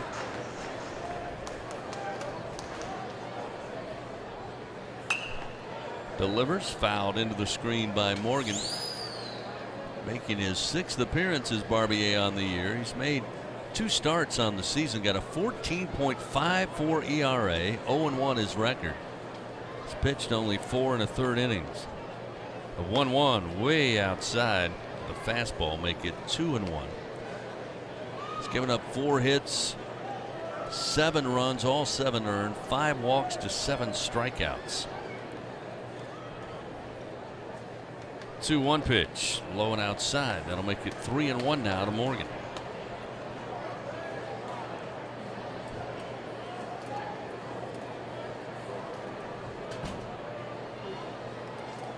Three-one pitch, way outside and low, ball 4.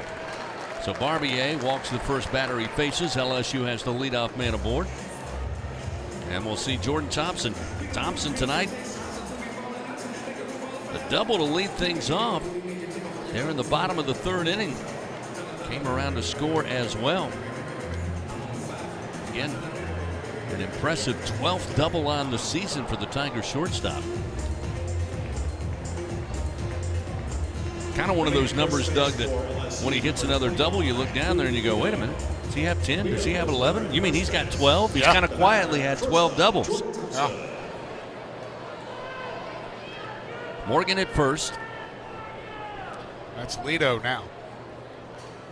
Luke Lito coming in to pinch run is the first pitch to Thompson, a breaking ball strike from Barbier, and it's 0-1. And Morgan last week during the midweek was the DH against UNO, did not play at first base. Still trying to get that knee back to 100%.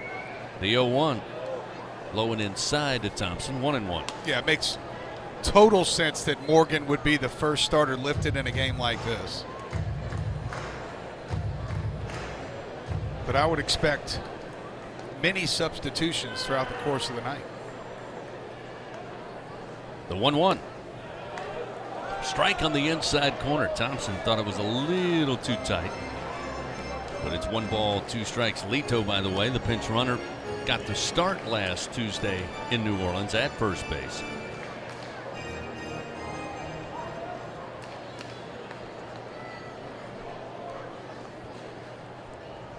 Thompson readies the bat as Barbier will slowly toss over to first.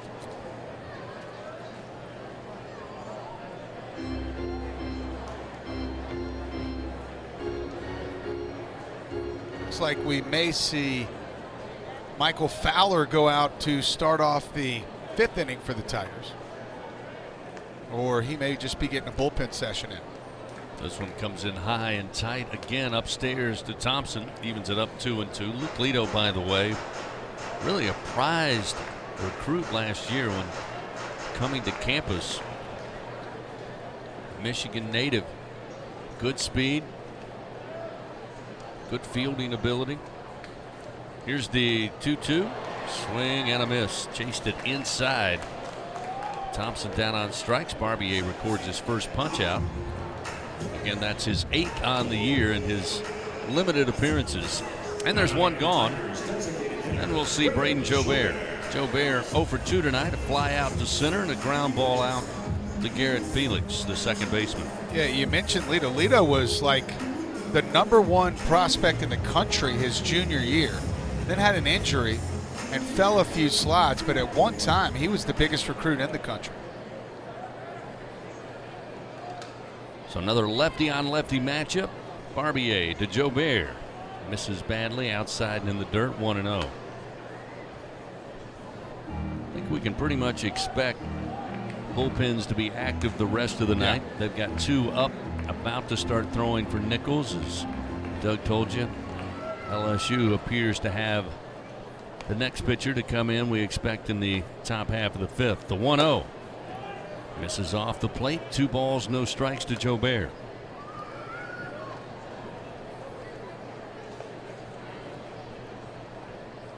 And for guys like Michael Fowler and Hasty, these outings are huge for them personally. It's like an audition for some weekend time. 2-0 misses outside and low. Now make it 3 balls, no strikes. I asked Coach Johnson last night about the pitching plan. That's when he mentioned that, there was a possibility that after making a few changes, working with Blake Money, he might throw a little. He didn't say that for sure. He said there's a chance, but also said there's some guys that we think have the potential and we want to see them out there in live action. Fowler obviously one of those, as this one misses again outside from Barbier. Puts Jobert aboard. Now runners first and second. Lito the lead runner. Jobert at first, and before McManus can get to the plate, we may have a change coming for the Colonels. Right now, just a walk out to the mound and brings in the infield. Hasn't looked to the pin as of yet. Now he did. So they'll make the call. Looks like a right-hander coming in for Barbier. So a quick exit for the Colonel reliever. Pitching change powered by Sunshine, your hometown John Deere dealer in Louisiana. I'll tell you about the new Colonel pitcher when we come back. Tigers have runners first and second. 1 out in the bottom of the 4th. They lead 7-0 on the LSU Sports Radio Network.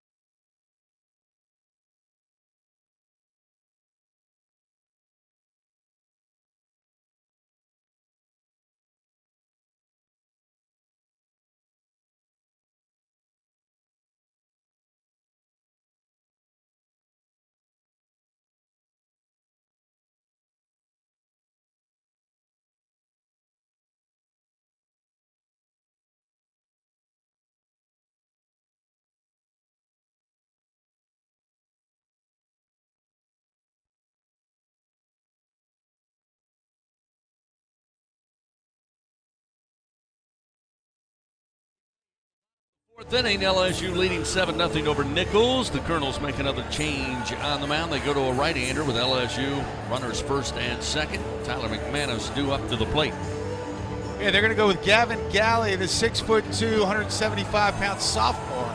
He's out of Orlando, Florida. For Galley this year, he will be making his 11th appearance of the season. He enters with a 10.12 ERA in 5 1/3 innings of work. He's allowed 11 hits, 7 runs, only 6 earned. He has 3 walks and 7 strikeouts. McManus with a double in the second inning came around to score. Got aboard on a walk in the third, came around to score. So reach base twice and 1 for 1 at the plate. First delivery missing high from Galley, and it's 1-0.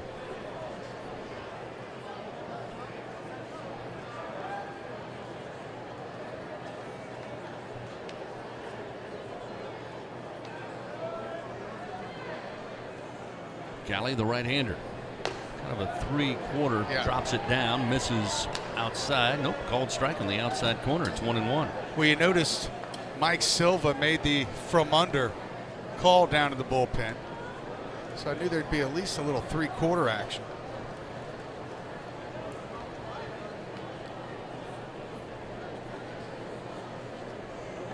One out, runners first and second.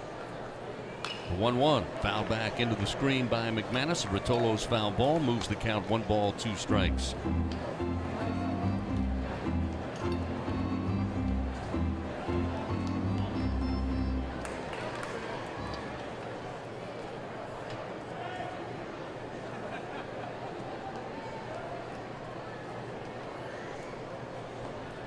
Galley the 1-2, and again McManus almost same pitch, same result. Back into the screen. Still 1 ball, 2 strikes. Doug taking questions from Twitter tonight. Section 204. Amy wants to know, do walks affect a pitcher's ERA? Oh, well, no. Only runs scored would affect the pitcher's ERA.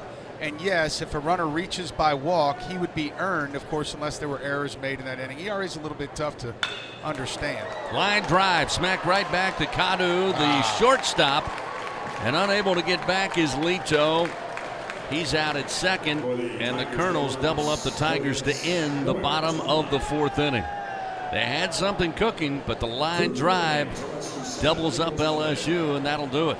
Come away with no runs, and they keep a 7-0 lead as we go to the top of the 5th inning. Nicholls comes to the plate after this on the LSU Sports Radio Network.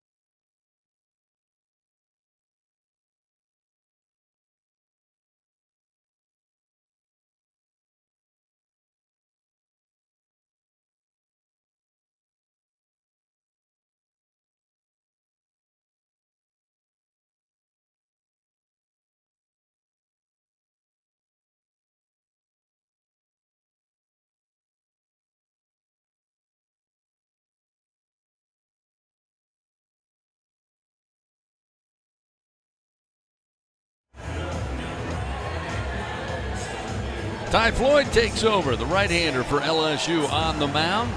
He'll follow up Jacob Hasty, who had another solid outing in short relief tonight for LSU. Tigers leading Nicholls 7-0 as we play here in the top of the 5th inning.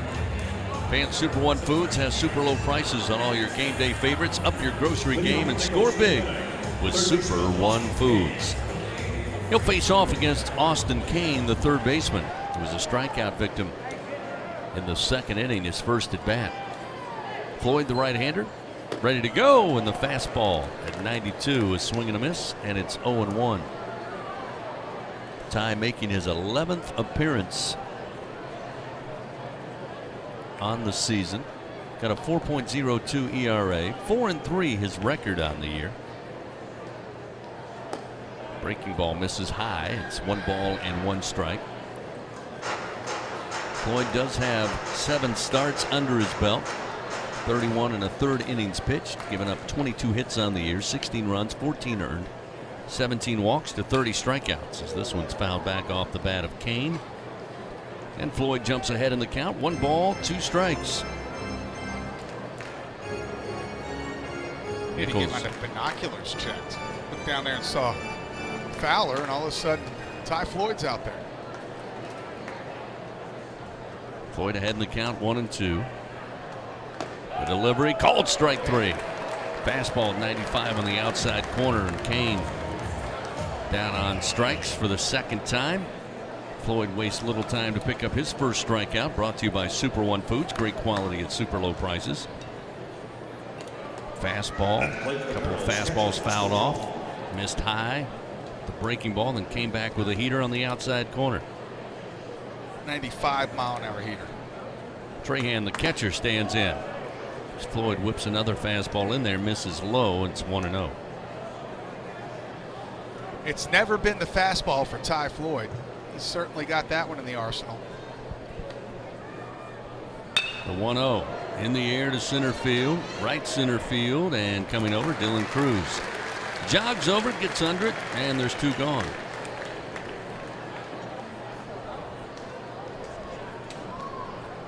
One of the last outings for Ty Floyd.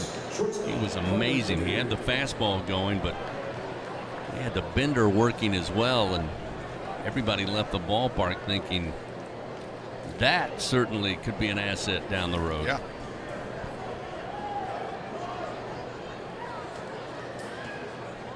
Could do. The shortstop stands in. The pitch misses outside. Again, another fastball, 1-0.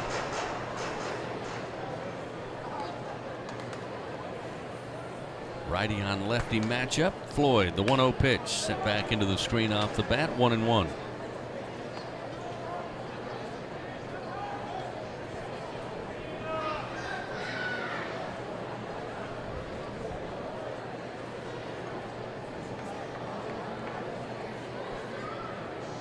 Two outs here in the top of the 5th. The 1-1 delivery.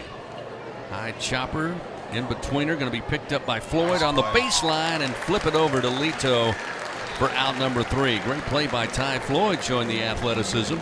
Good work by him in the top of the 5th. 3 up, 3 down for the Colonels. We go to the bottom of the 5th inning. LSU up 7-0 on the LSU Sports Radio Network.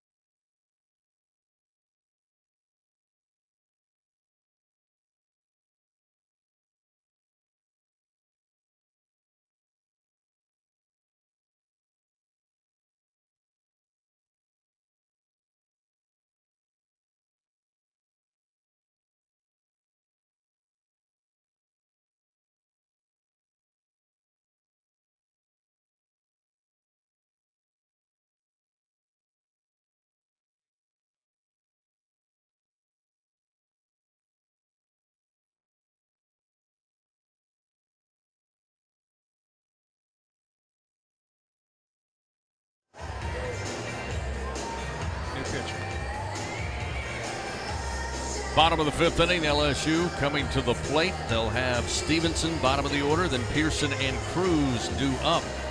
New pitcher on the mound, Evan Keith, Mississippi native, takes over for the Colonels. Evan Keith, 6 foot, 195 pounds, sophomore right-hander. Hails out of Van Cleve, Mississippi. Went to Mississippi Gulf Coast Community College. I know a guy that went there. For Keith, this is his 8th appearance on this season. He's gone 6 2/3 so far, allowed 11 hits, 11 runs, 8 have been earned. He has a walk and 4 strikeouts.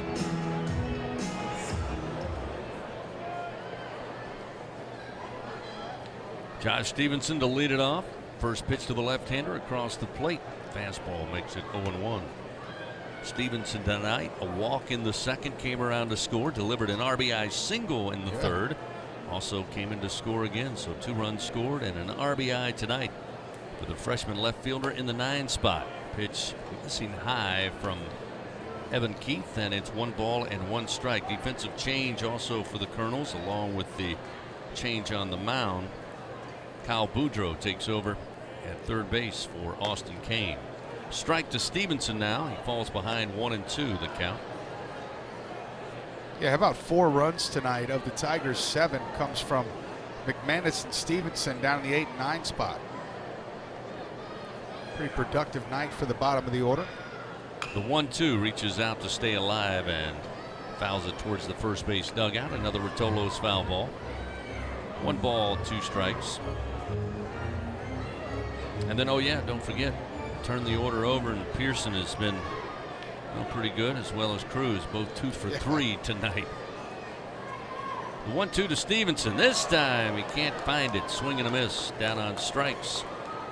Evan Keith records a punch out. 1 down here in the bottom of the 5th inning. TJ Ribs fans, the official barbecue restaurant of LSU Athletics, proudly serving the greater Baton Rouge area. Their famous barbecue since 1986. TJ Ribs, the reason for ribs. Had a great time last night.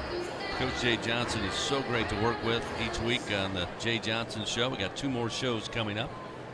If you haven't made it by, come on by. Here's one monster shot by Pearson to center field. This one is out of here. Wow. Dead central. Holy smokes, young man. Pearson with his 2nd home run of the night. Had a 3-run blast in the 3rd. This time a solo shot. I mean, dead to rights in center field. I mean, hit the middle of the batter's eye. 428 feet, 102 miles an hour. Not bad for a leadoff hitter. Holy smokes. Josh Pearson wants the Player of the Game award bad. 6th home run of the year for the freshman right fielder. Makes it 8-0 LSU. Wow. Dylan Cruz stands in, takes a swing, smokes a ground ball to short. Cadu throws to first in time to get him for out number 2.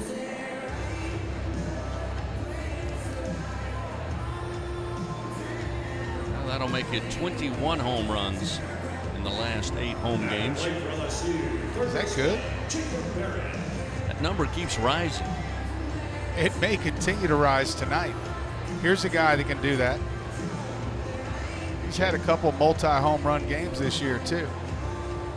Berry 2 for 3, a base hit and an RBI in the 2nd. Had the solo home run to right field in the 3rd. First pitch skips off the plate from Keith, and it's 1-0.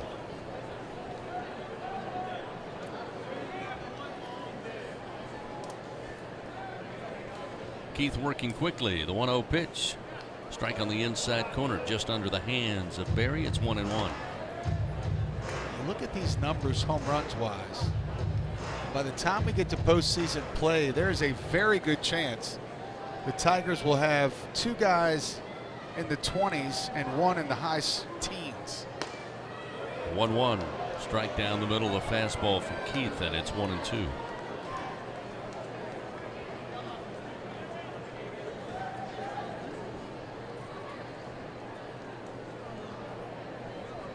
Keith looks in with 2 outs. The 1-2 pitch up the middle, comes off the leg of Keith and then gets by Felix. He overran it to his right and it finds its way into right field. Don't rub it.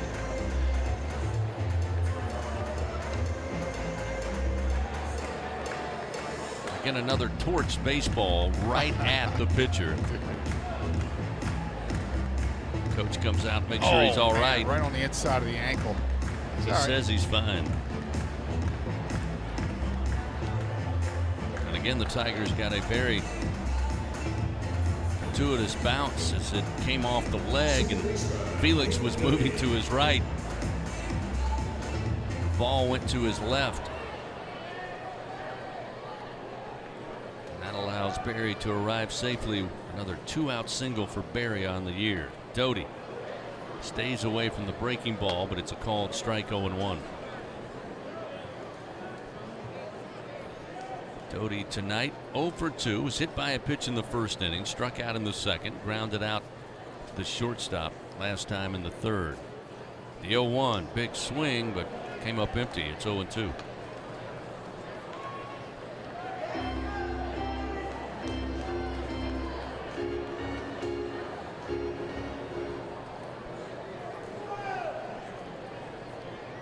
That was the 80th home run of the year. The 0-2. Called strike 3 on the outside corner. Took a moment, but Rob Schlichler eventually calls it strike 3, and Keith gets out of it after giving up the home run. Solo shot by Pearson, his second of the night, 6th of the year, and it's now 8-0 LSU. Top of the 6th inning coming up. Nicholls to the plate when we return on the LSU Sports Radio Network.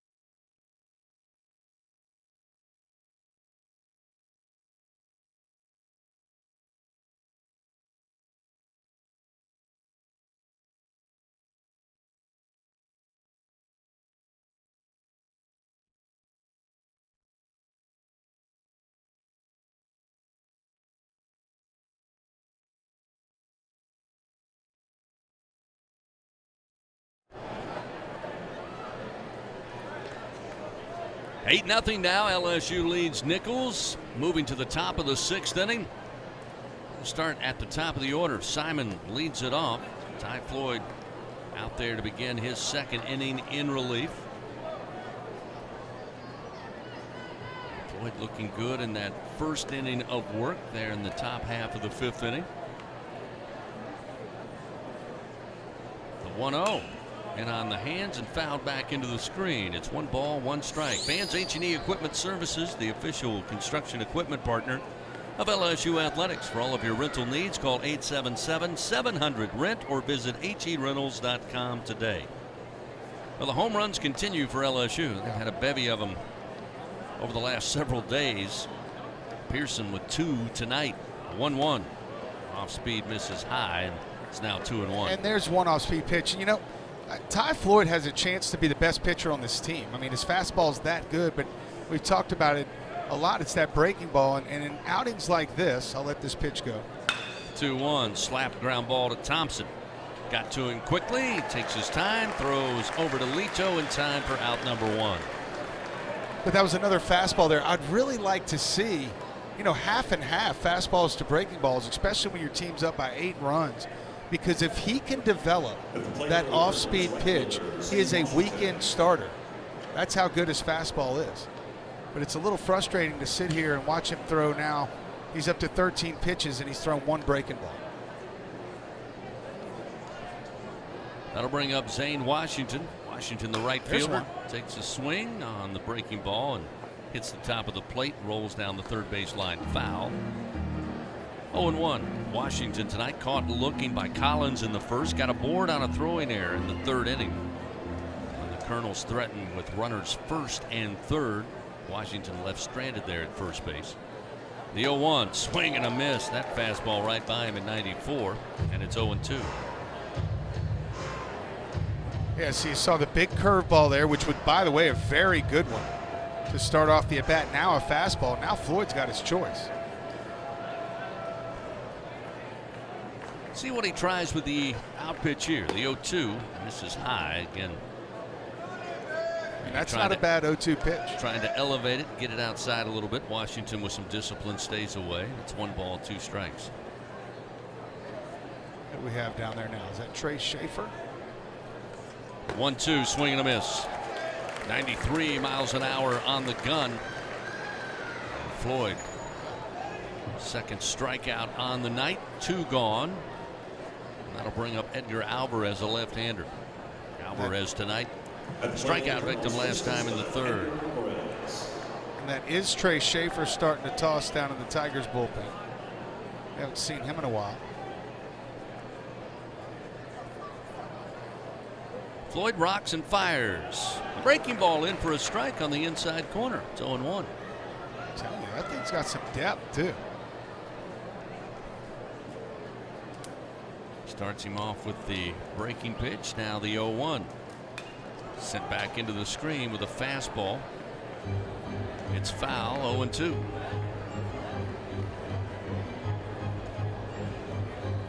How bad would you like to see that breaking ball inside again? Well, it doesn't matter. It could be a breaking ball. It could be a fastball. The hitter's going to be working late here, so he's going to try to be on time for the off speed. But right back up the middle off the bat. Yep. Alvarez sends it into center field. 2 strike, 2 out single. And when you're working late, you're kind of giving into the fastball, just looking for a mistake over the plate, and you're really looking to foul that fastball up, expecting an off-speed pitch. But right there was poor execution from Ty Floyd. He threw the fastball, just left it up over the plate too much. The hitter was able to get the bat on the ball, and it, 5-hopper through the middle. So with 2 outs, that brings up Alex Paz, the DH. Fouled out third base side in the 2nd. Ground out in the 4th inning to Jordan Thompson. And that extends the reach base streak for Edgar Alvarez to an impressive 17 games now. So they'll make a change and send in a pinch hitter here. It'll be O'Connor, a left-hander. Pitch to Cody O'Connor, sent back into the screen, foul, and it's 0-1. Yeah, O'Connor's only made 5 starts this year. This is his 28th plate appearance. He's only had 4 hits. He's hitting 148 on the season. And speaking of reach base streaks, Jacob Berry extends his current reach base streak to 27 games. Runner at first with 2 outs.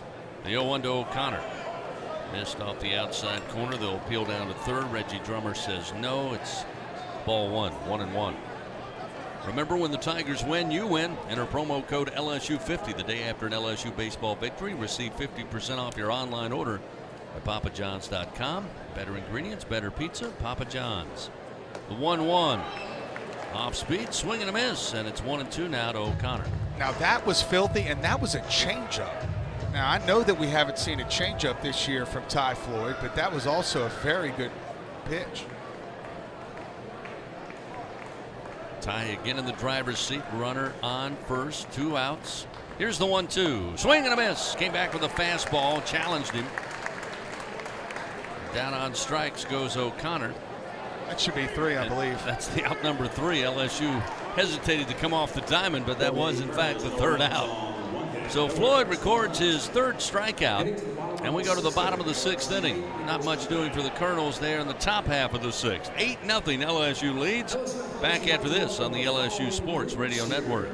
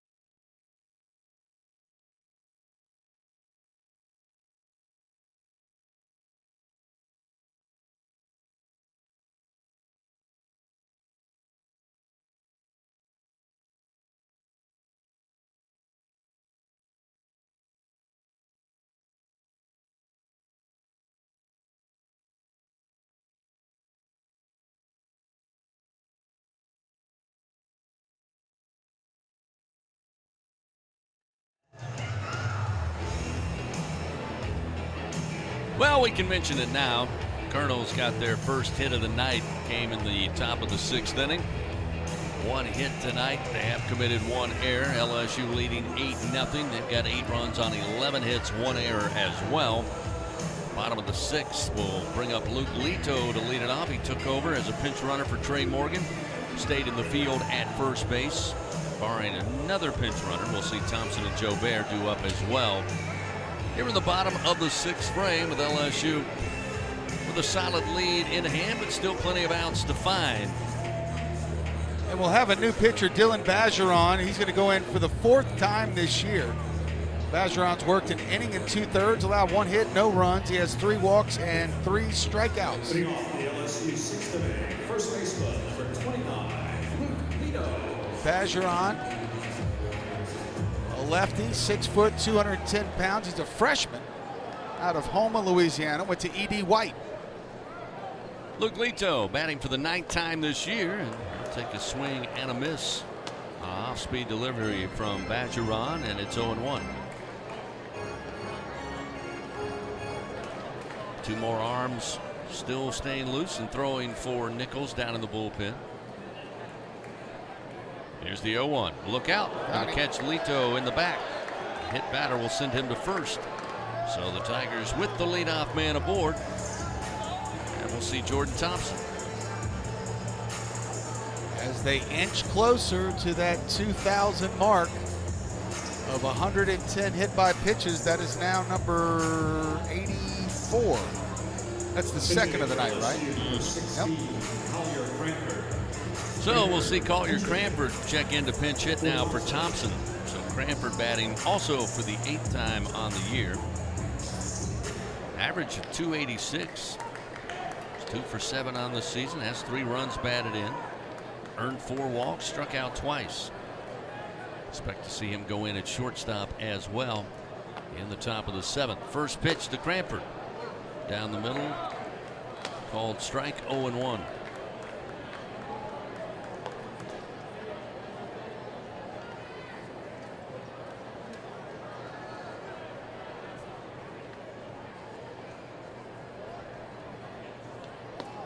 This pitch low and inside. 1 ball, 1 strike.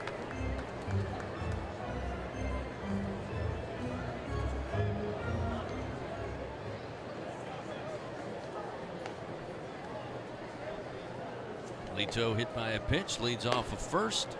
There's a strike on the outside corner. Cranford a little surprised. Falls behind in the count, 1-2.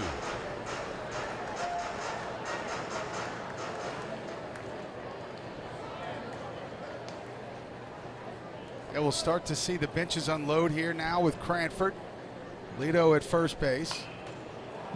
Cranford goes after one inside, fouls it off towards the 3rd base dugout.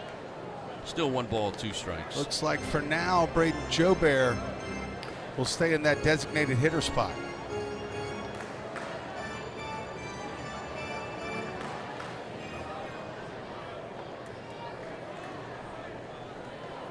Lito again will take a lead off of first.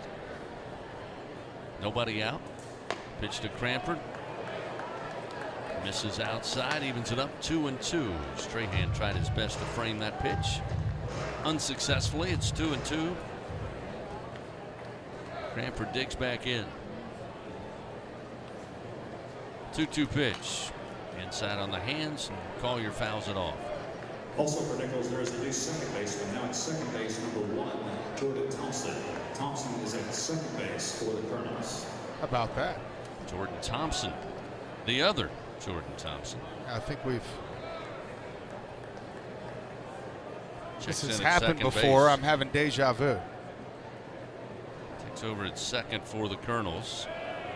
This pitch low and inside. Taking it off the dirt. Again, it's Strahan the catcher, and it fills the count 3-2.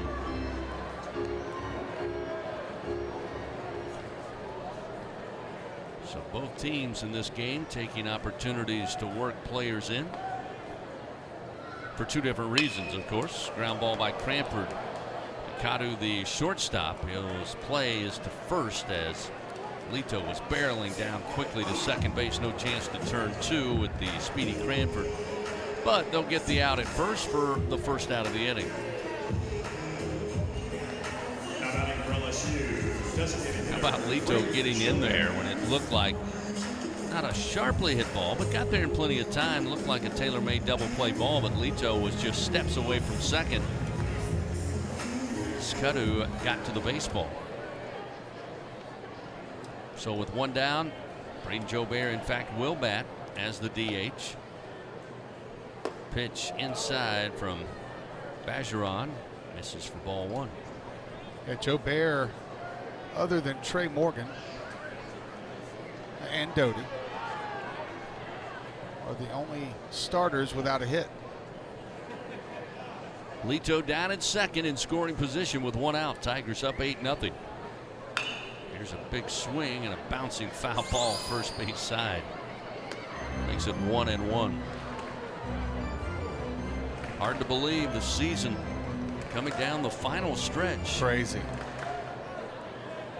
5 more chances in the regular season to see the Tigers here at the box. This week on the road, on the weekend to Alabama. And they'll take on Southeastern next week in the midweek. Breaking ball misses, and a good stay away by Jobert lets it go. Then Ole Miss comes to town for a 3-game set in league play before the final regular season home game takes place here on the 17th against Northwestern. Yep, and then you go to Vandy. And finish up in Music City, and then leave on Saturday from Nashville and head straight to the Hoover Birmingham area. Get ready for the tournament. This one in the dirt, gets away from Trahan. Lito will scoot his way into third. So now another run just 90 feet away with just one out. Jobert at the plate, the 3-1 count. 10-run rule, right? No, not tonight. I wasn't down there when they met with the umpires, so. I kind of doubt it, honestly. I assume Nicholls, with still 2 guys down in the bullpen, have a lot of guys they want to get out there on the mound tonight. And the same thing for Jay Johnson and the Tigers. One out, the 3-1 to Jobert. Low and outside, ball 4. Bergeron gives up the base on balls, puts runners first and third, still just one out. And Tyler McManus will leave the on-deck circle and come to the plate. McManus a double in the second, scored a run, walk in the third, came in to score again, hit into a double play on a line drive shot in the fourth. But again, before McManus will see a pitch, we may have a change coming with one out. And there will be. Nicholls makes another pitching change, powered by Sunshine, your hometown John Deere dealer in Louisiana. Tell you about the new Colonel's pitcher and get back to it. LSU leading 8-0 over Nicholls. One out, runners first and third here in the bottom of the 6th inning on the LSU Sports Radio Network.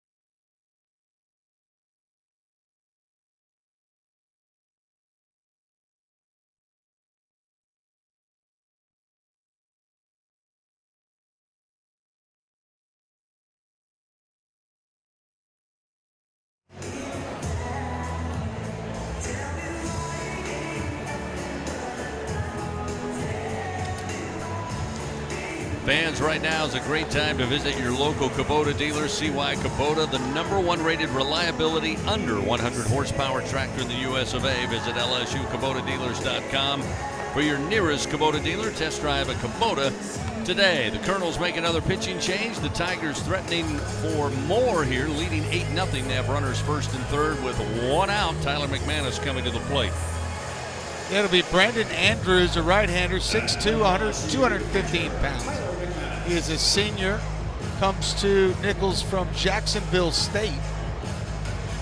And for Andrews, he's making his 14th appearance of the season. Comes in with a 1.84 ERA and 14 2/3 innings. He's allowed 11 hits, 3 earned runs. He has 5 walks and 15 strikeouts. A nice bender there to start it off to McManus for strike number 1. McManus tonight, as we told you, 1 for 2.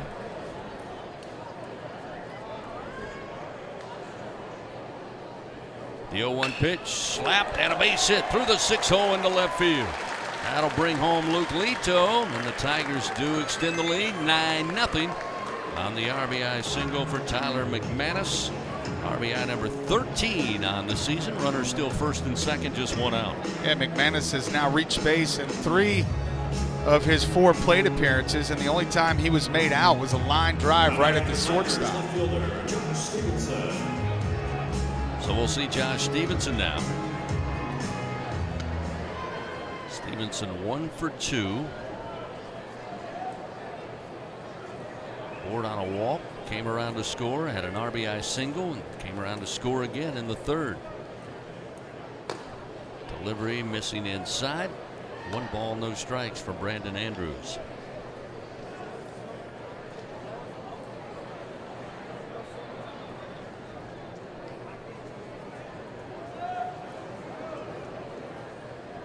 Joe Bear at second, McManus at first base. The 1-0. Low and inside, down around the ankles. 2 balls, no strikes to Stevens. Like a split finger there.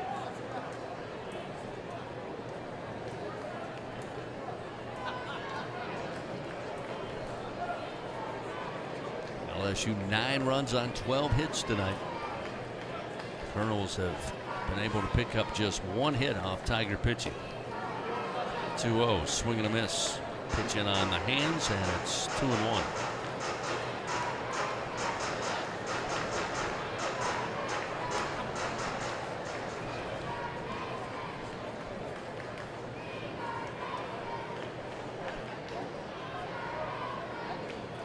Andrews, the 2-1 pitch. Again, low and inside. Make it a 3-1 count for Stevens. Yeah, LSU has just kept the pressure on all night long. They had the bases loaded in the 1st inning, again in the 2nd inning. 8 batters came to the plate in the 3rd inning. The only quick inning they really had was that 4th inning where 4 hitters came to the plate. They actually walked 2 in that inning. Tigers 6 for 12 tonight at the plate with runners in scoring position.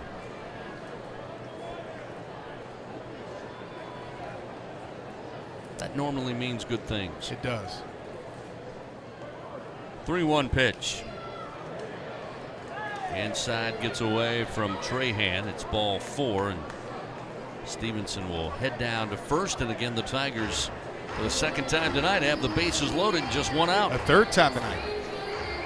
Also had him loaded back in the 2nd inning.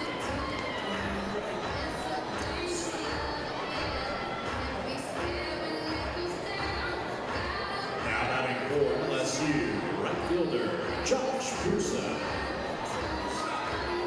Well, not a guy you really want to see if you're Nicholls come to the plate with the bases loaded and 1 out. I was going to say. Josh Pearson now atop the order. Single with an RBI in the 2nd, 3-run homer in the 3rd, and a solo shot to center to the batter's eye in the 5th inning. Joe Bear at 3rd, McManus at 2nd, Stevenson at first base. Andrews, the right-hander, delivers. Inside corner called strike, 0-1. I think a base hit here would wrap up the Centos Player of the Game award for Josh Pearson. I think he would definitely be the leader in the clubhouse. A home run makes him the Player of the Week so far.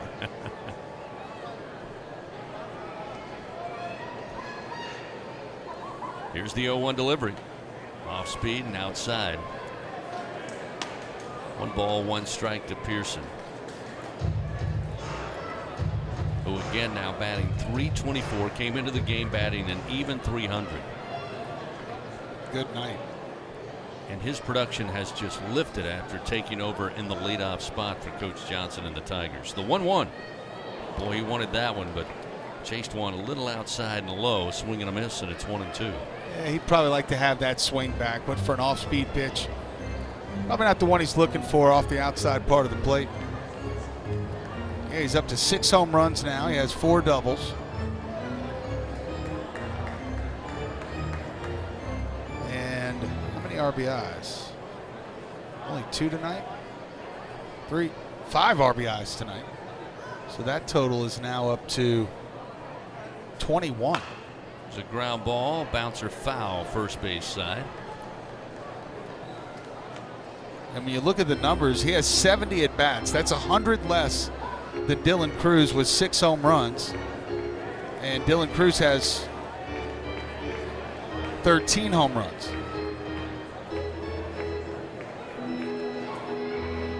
So he's really hitting as many home runs per at bat as Dylan Cruz.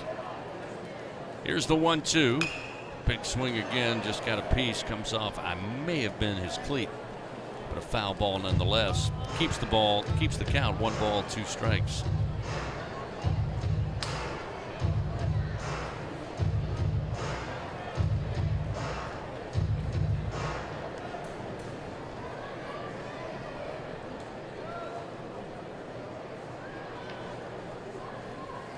Bases loaded, 1 out, 9-0 LSU leads. The 1-2, swing and a miss. Dialed back. Andrews got him to go after it, out in front. Pearson down on strikes, second out of the inning. And that will bring the aforementioned Dylan Cruz to the plate. Cruz tonight 2 for 4, back-to-back singles in the first and second innings, and then back-to-back groundouts to the shortstop in the third and fifth. But he's hit it hard in all 4 at bats, really. Even those ground balls to short had a little pepper on them.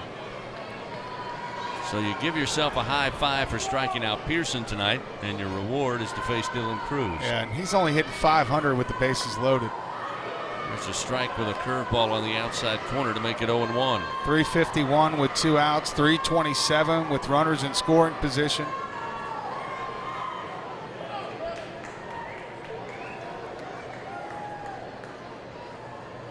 (0-1). Andrews looks in. Now he comes set with the bases loaded, 2 down.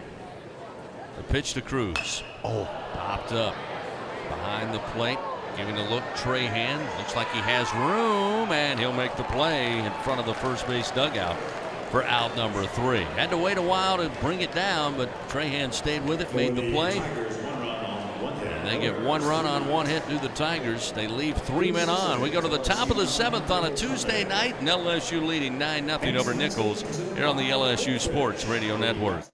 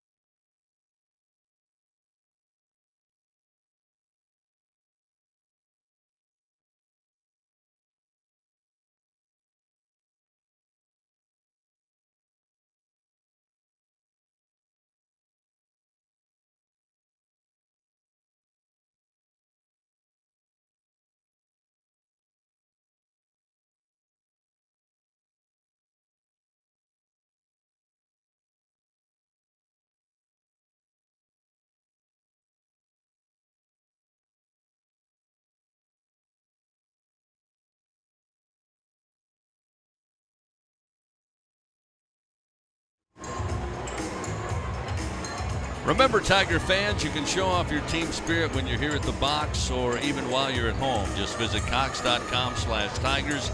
Take a selfie with your favorite Tiger. Make sure you share it as well. Cox, we're LSU fans 24/7. 9-0 LSU leading over Nicholls.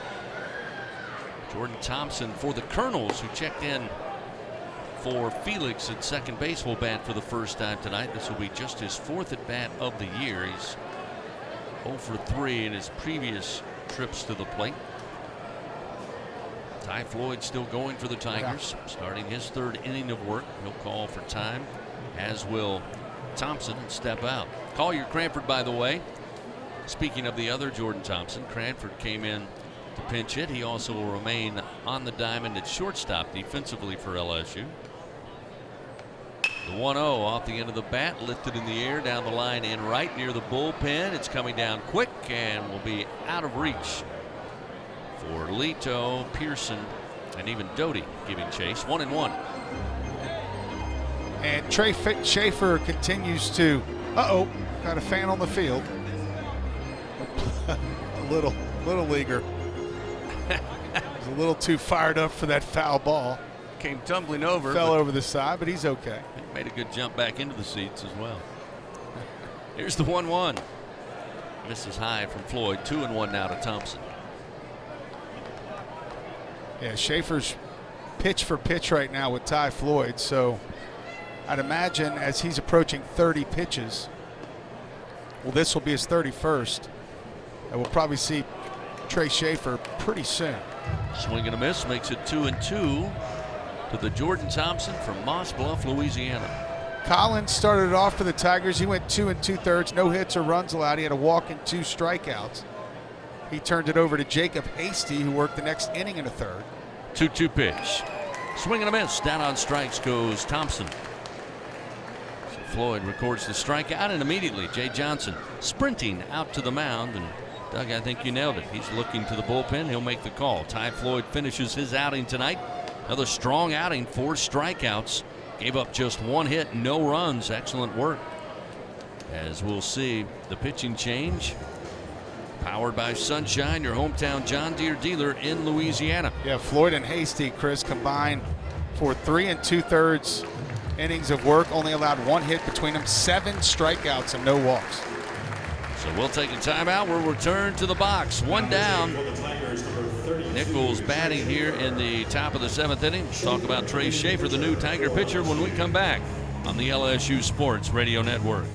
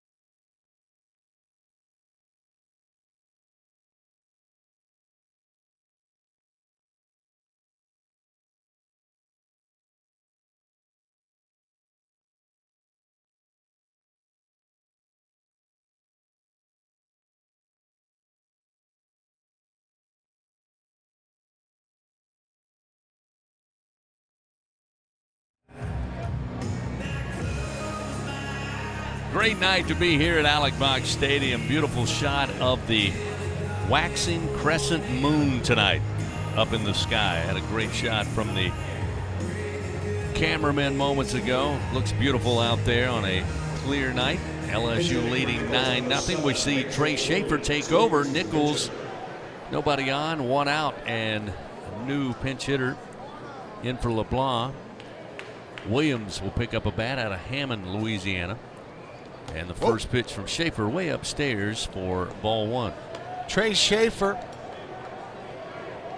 hometown boy of Biloxi, Mississippi. Spent his first couple years at Southeastern, making his first appearance since March 18th against Texas A&M. Basil Williams. His time's called. Williams steps out momentarily. This will be his 33rd at-bat of the season. McManus, I think, called for time and now decides to go out and visit with Schaefer. 7th appearance of the year for the left-hander. He's worked 4 innings, allowed 1 hit, 5 earned runs. He has 8 walks and 4 strikeouts. That has been Schaefer's biggest problem this year, finding the strike zone, as the first pitch misses way high. So he is going to look to try to throw strikes tonight. Pitch in for a strike, and it evens it up 1-1 to Basil Williams, redshirt sophomore for the Colonels. Nice breaking ball there.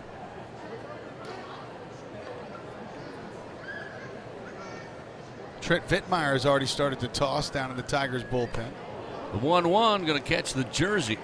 Pitch was inside. Williams going to be granted first base. Hit by pitch. So not the start that Schaefer wanted. And we'll see the third baseman who came in. Kyle Boudreau checked in for Austin Kane and now will bat for the first time tonight. This will be his 24th at bat of the season.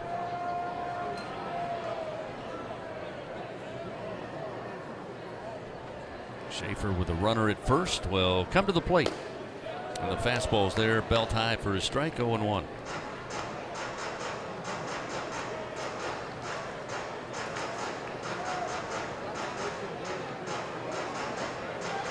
Williams has 5 stolen base attempts on the year. We'll have to get a good jump against the left-hander Schaefer. He's going to toss over to keep an eye on Williams at first base, who slides back safely.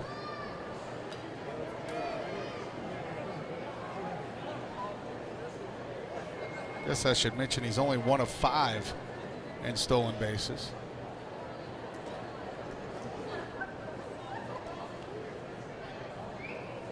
The 0-1 sent back into the screen. Foul ball, 0-2 now the count to Boudreau.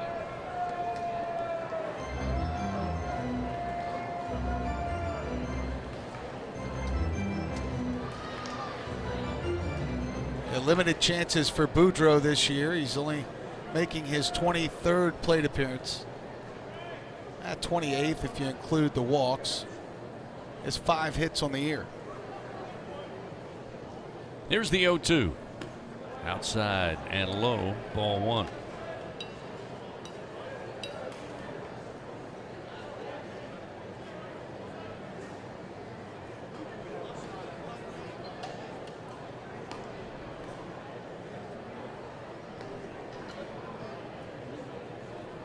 Runner at first, 1 out. Schaefer again will make a toss over to first.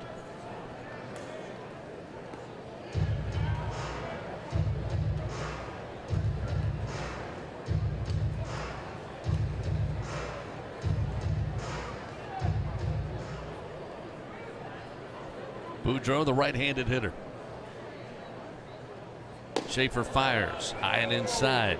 2-2. Fastball up in the zone.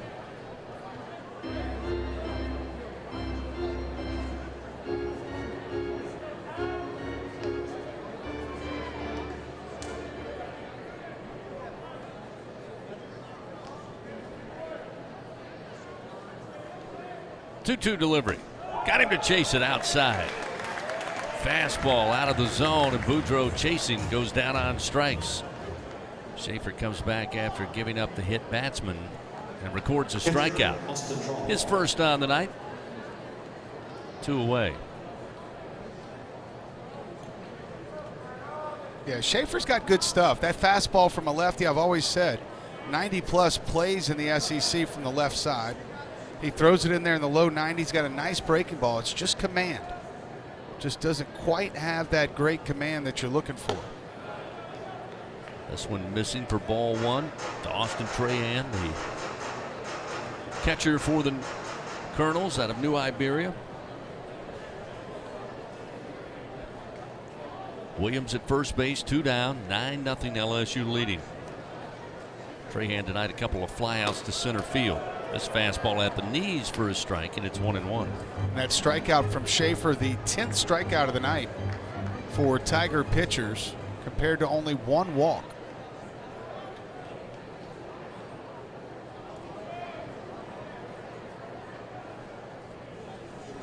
The 1-1. This is high from Schaefer, 2-1.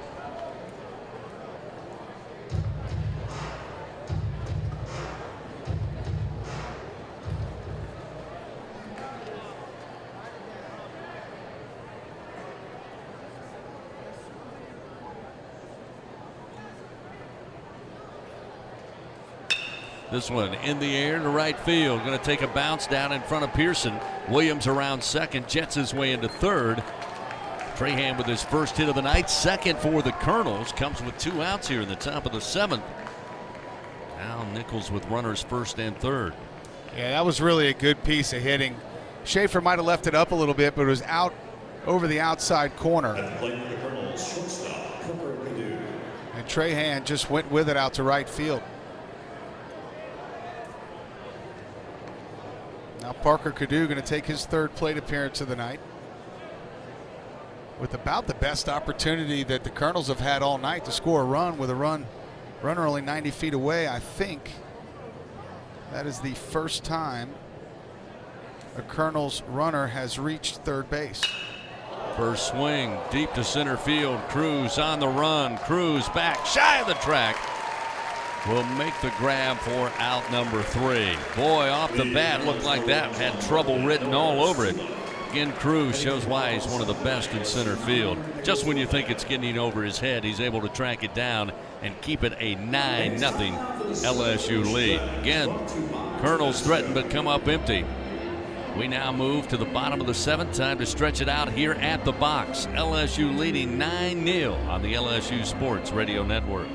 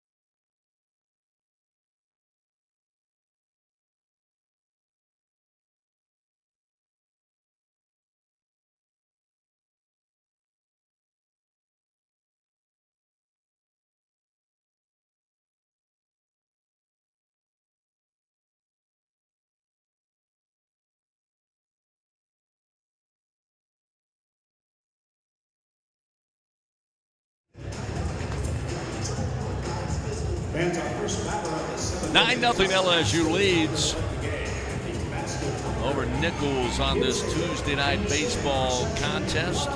New pitcher in for the Colonels. Mason Turner will take over on the mound.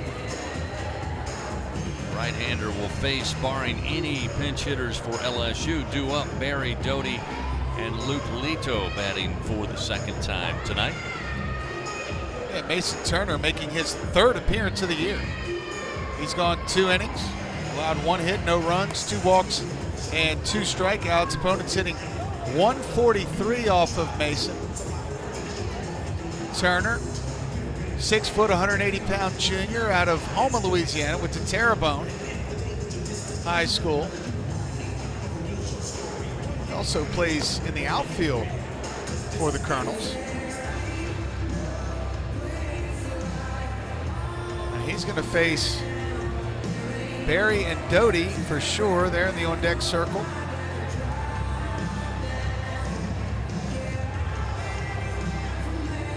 And probably Lito.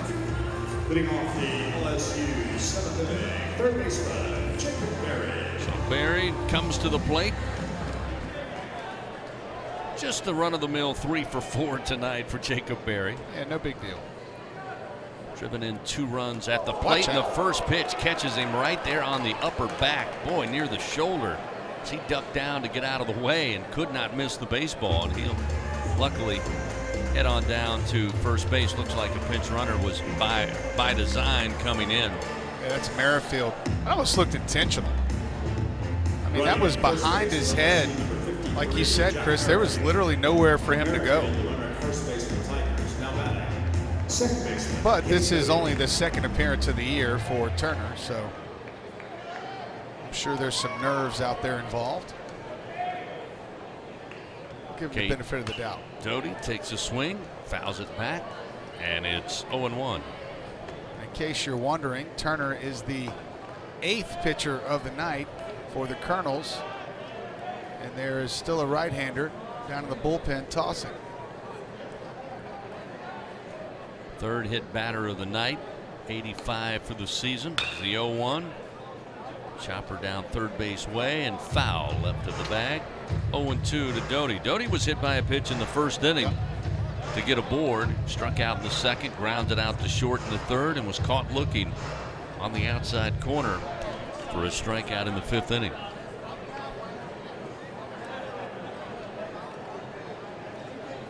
Again, 0 for 3 at the plate, Cade Doty. Nobody out, runner on at first.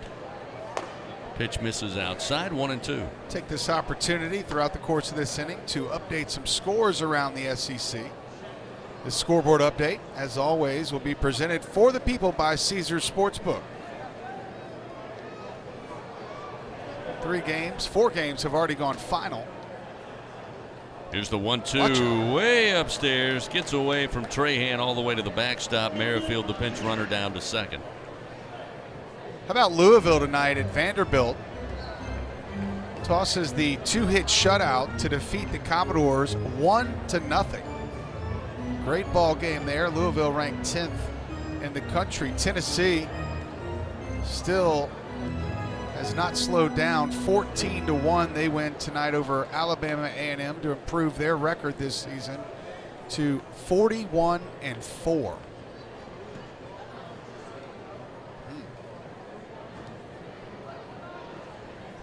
2-2 the count to Doty. Runner now at second base with nobody out.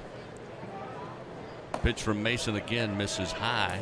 Mason Turner delivers another ball to make it a full count, 3-2. Kennesaw State was in Athens tonight. They led it 7-3 headed to the 5th inning. Georgia would score 3 in the bottom of the 5th, 3 in the bottom of the 6th, and 1 in the 8th to win it 10-7 to defend the home turf. There's a turn and look back to second by Turner to get Merrifield back to the bag. The Florida Gators also busted out the whooping sticks tonight. 18-3 they win in Gainesville over South Florida. The Gators had 16 hits to go along with those 18 runs. Payoff delivery. Doty swats one deep to center field. Hangs up long enough. Williams settles under it. He'll have the catch deep in center. Tagging up Merrifield. He'll make his way to third, standing up. Just the first out of the inning as Doty gave it a ride, but the deepest part of the park, plenty of room. Williams makes the play, 1 gone. Yeah, just a little too high with that launch. Missouri's winning 9-3 over Southeast Missouri State and Columbia. That game's in the bottom of the 8th inning. Texas A&M in a close ball game, winning 7-5 over UT Arlington and College Station. They're in the bottom of the 6th there. The Aggies have scored 2 so far in the bottom of the 6th. And finally, Chris, a little bit of a shock in Fayetteville. In the bottom of the 9th inning, Arkansas trying to come back. They're down 6-1 against Missouri State. A little bit of a surprise there. Better start calling them hogs. Pig suey. 1-0 to Lito, batting for the second time tonight. He was hit by a pitch in the 6th inning, came around to score that lone run in the 6th frame to make it 9-0. Now a 2-0 count on 2 balls delivered by Mason Turner. Merrifield down at third, just 1 out. Lito's still looking for his first extra base hit of the season. Watch Look out. Thrown behind him, gets away from Trahan, and Merrifield will easily come in to score the 10th run of the game. 10-0 now LSU. Remember how I said I thought Barry's ball looked intentional? Take it back. Number 4 is having trouble finding the strike zone. Actually, he's having trouble finding the catcher's mitt.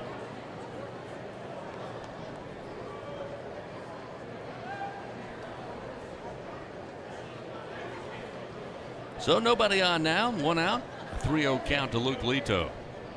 Turner fires and a swing and a miss. 3-1.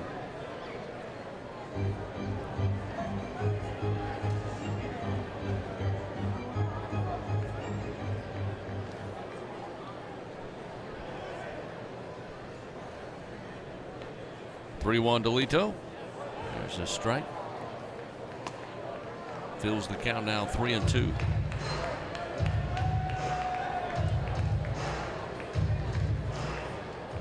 Collier Cranford stands on deck. But first, a payoff delivery to Luke Lito. Here it comes. Fouled back. Rotolo's foul ball keeps it full. Fans finding healthcare shouldn't require extra innings. That's why Our Lady of the Lake makes it convenient to fit care into your busy schedule. Learn more at olrmc.com/video visits. Proud to be the official healthcare provider of LSU athletics. Bottom of the 7th inning, 10-0 LSU leads. Another payoff pitch on its way. Fouled off again. Came off the bat, off the top of the helmet of Trahan, the catcher. Still 3-2.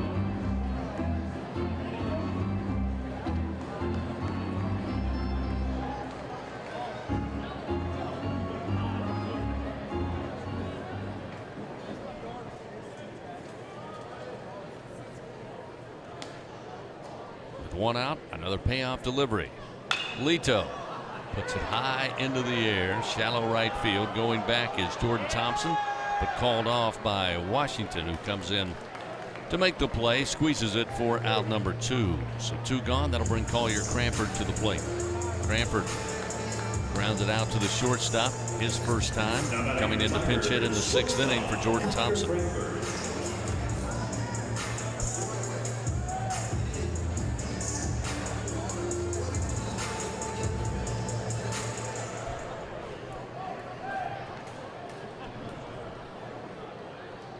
Cranford, the right-handed hitter, awaits. Turner fires, misses high, 1-0.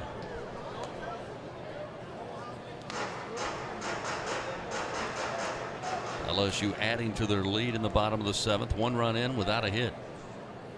10 runs on 12 hits tonight. The 1-0, big swing by Cranford. Can't get around on it in time, and it's 1-1.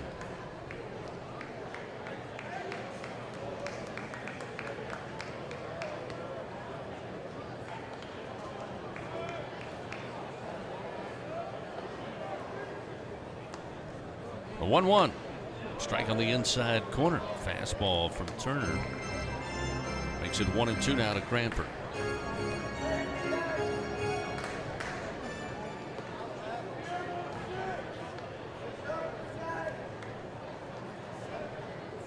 The 1-2 pitch. Breaking ball short of the plate. Ends up in the dirt out in front of home plate. And it's 2-2.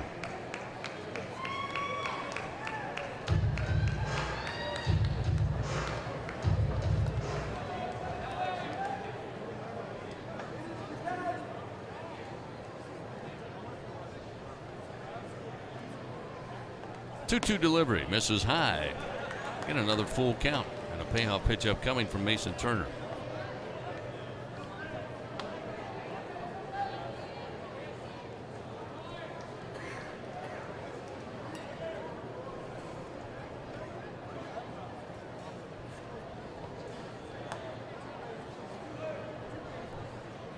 2 outs, the payoff delivery. Swing and a miss. Cranford down on strikes, and that'll do it for LSU. But they add a run. They do it without a hit. They now lead 10-0 as we go to the top of the 8th inning. Nicholls to the plate when we return on the LSU Sports Radio Network.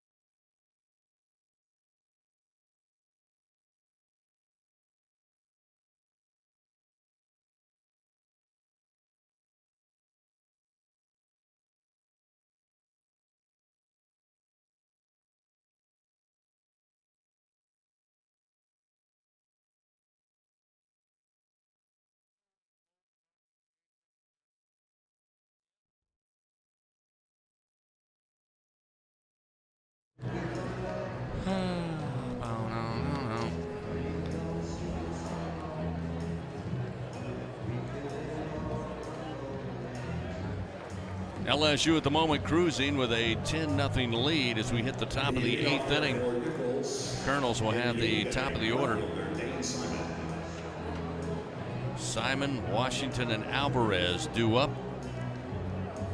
Trey Schaefer back out there after coming in relief.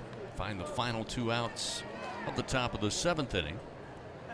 Schaefer, the left-hander, fires, missing low and inside, ball 1. Simon tonight, flight out to left, flight out to right, and a ground out his last at bat to the shortstop in the 6th inning. We saw Vittmeyer warming up last inning. Now it's back to Michael Fowler. Swing and a foul ball off the bat of Simon into the backstop. It's 1-1. But both bullpens are going to need a little extra work tonight on those mounds because they have been busy. 9 pitchers for Nicholls, and the Tigers only 4, but I assume we'll see 1 more after Schaefer. Whoa. Schaefer let this one loose, and it's behind the right-handed hitter.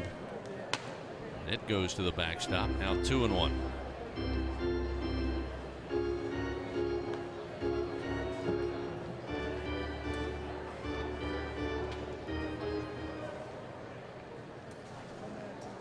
Here's the 2-1 from Schaefer. Swing and a foul ball to the Nicholls dugout, third base side.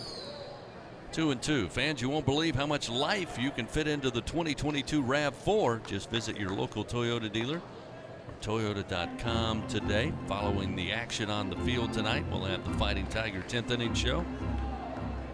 Update you again on those scores around the SEC. Take a look at the total stat line and visit with head coach Jay Johnson. 2-2. Comebacker up the middle, and it gets by the mound and second base. Safely into center field, and a leadoff single for Simon, his first hit of the night, third for the Colonels in tonight's contest. That is the first time of the game the Colonels have been able to get that leadoff runner aboard.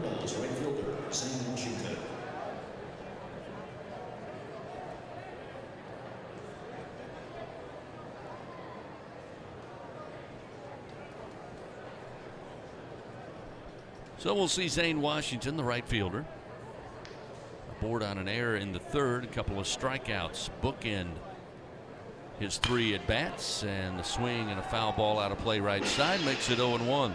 Things certainly have heated up on the field and at the plate tonight for the Tigers. But whenever you're ready to cool it down, and those days are coming, count on Slow Melt Ice, colder, cleaner, and longer lasting since 1997. Check them out at slowmeltice.com. That's SLOMELTICE. Runner at first. Nobody out. And Schaefer going to throw, and they may have him. Lito takes it and applies the tag.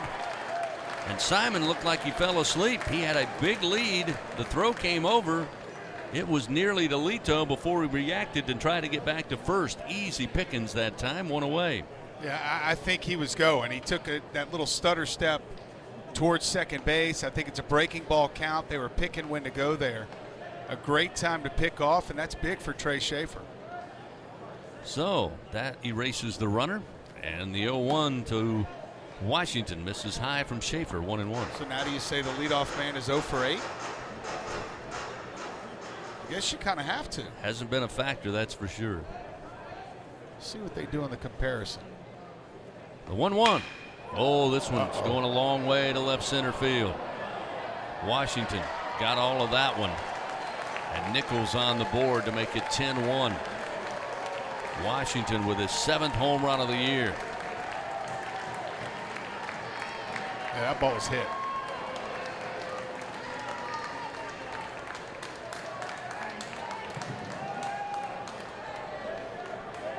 So now 1 run on 4 hits. A loud home run to left center. But a solo home run after the pickoff, which is, of course, good news. Solo home runs, part of the game. And 10-1, you can live with a solo home run. I'd almost prefer that to a walk. There's a strike to Alvarez. First baseman for the Colonels had a base hit in the 6th inning. It's 1 for 3 at the plate tonight. Lefty on lefty matchup. Schaefer fires high and inside. They'll appeal to third. He did not go around. It's 1-1.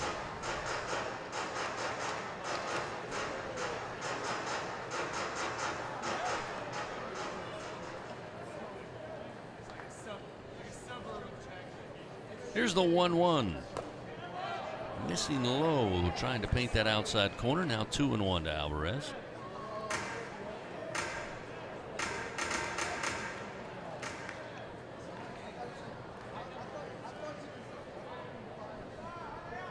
Schaefer winds, the 2-1 pitch. Fouled back, out of play. Evens it up, 2 balls, 2 strikes.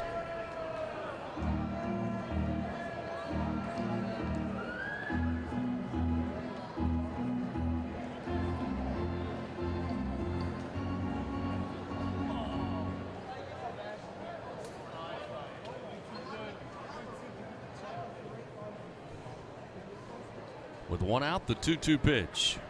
Breaking ball misses low and outside. That'll fill the count now to Alvarez.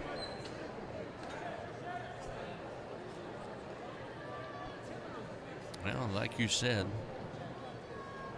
leadoff man and Simon got aboard on a single up the middle, but got picked just before the home run by Washington. This time they'll appeal down to third. They say he went around. Alvarez had thrown the bat and was about to take the guard off the ankle, but he'll be called out as they appeal down to third. Reggie Drummer said he went around. So with 2 outs, Floyd gets the strikeout, or rather Schaefer gets the strikeout. That's his 2nd in relief, and Jay Johnson quickly out there. Schaefer's night is done. He wants to get some more work, so they'll make a call to the bullpen. Pitching change powered by Sunshine, your hometown John Deere dealer in Louisiana.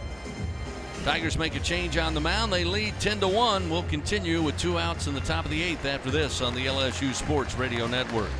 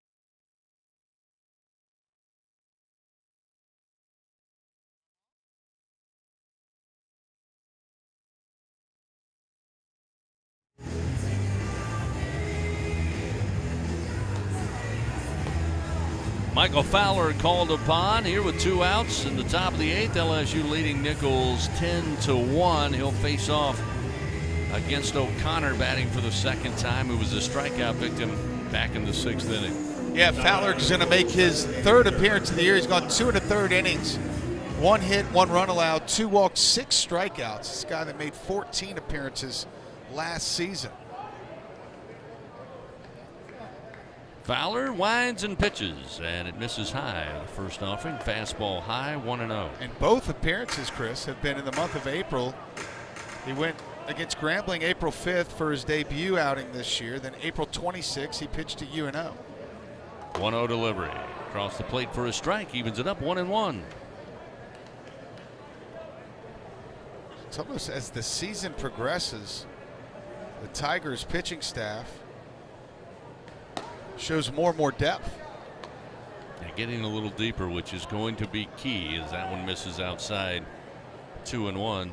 You know that's on the mind of Coach Jay Johnson. Again, still got plenty of games to take care of in the regular season. A check swing ends up with a baseball in the third base dugout. Went right in there. And it appears everybody got out of the way, or maybe if they took a little bit of the baseball, everybody's all right. It's called an ugly finder. 2-2. Called strike 3 on the inside corner. Beautifully done by Michael Fowler to find the 3rd out of the inning. That's all for Nicholls. However, they get on the board with a solo home run by Zane Washington. 10-1 LSU leads. Bottom of the 8th coming up. Joe Bear, McManus, 7, 8, and 9. 7, 8, and 9 due up when we come back on the LSU Sports Radio Network.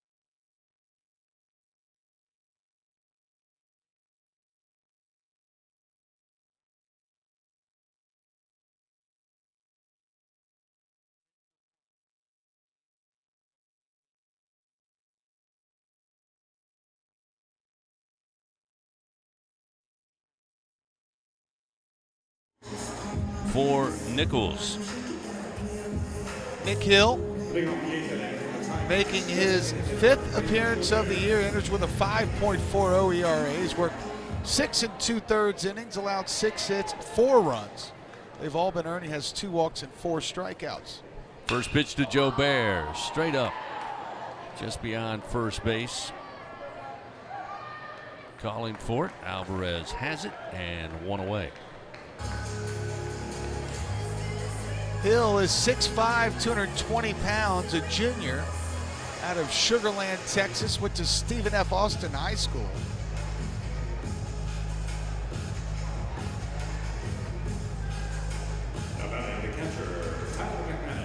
Tyler McManus to the plate, where he's 2 for 3 in the 8 spot tonight. Had a double in the second. Got a board on a walk in the third, came around to score, and then in his last at bat in the sixth inning had an RBI single. So good night tonight for the catcher. Yeah, extremely productive night at the plate. First pitch a strike. Here's the 0-1, missing low. Fastball from Hill makes it 1-1. We were just told by Bill Franquez that if everything stays the same, Jacob Hasty would earn the win tonight for the Tigers. The 1-1 down the line and just foul. Boy, it looked like it may have went over the bag, but at the last second, Reggie Drummer, the third base umpire, rules it left of the bag. It's 1-2. I'd like to see that one again. He was kind of having to get out of the way at the same time he was making the call. It was very close. So if Hasty picks up the win, he moved to 1-0 on the year. Again, some outs to find. Yeah, not over yet. 1-2 with one out. Here's the pitch to McManus. Inside, going to catch him. Another hit batter, fourth of the night. McManus winces a little bit initially, but now is upright running to first base. The LSU record's 110, and the national record was 130, right? Delaware State? I know it's Delaware State, but I think the number was 130. And the LSU record's 110, set by the 2000 club. They're 15 away now from that. Seems like they'll be able to get that pretty good. Josh Stevenson out of the plate. One out and a runner on. Pitch to Stevenson from Hill outside, ball one. I talked to Coach Jay Johnson one day about the hit by pitches, and he said that that was something he's always seen with his teams. Usually leads the league in getting hit by a pitch. The 1-0 again outside from Hill. Make it 2 balls, no strikes to Stevenson, who was aboard on a walk in the second. Came around to score when the Tigers plated 2 runs. Had a base hit with an RBI in the third inning. Also came around to score in that big fifth inning for LSU. Off speed, a strike to make it 2-1 now to Stevenson. Got aboard again on a walk in the sixth inning. 1 strikeout came in the fifth.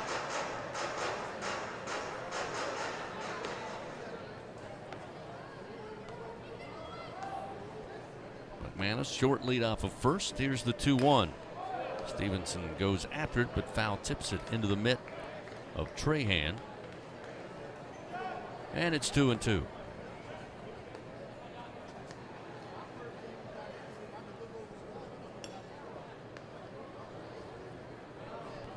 Two-two pitch. Swing and a miss. Again off speed.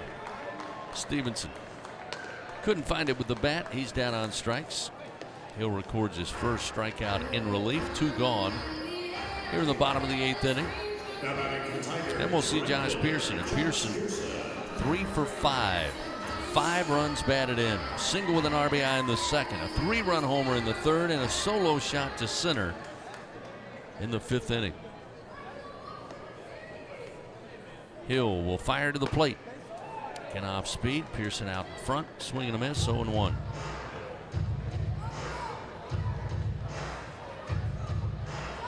Two outs.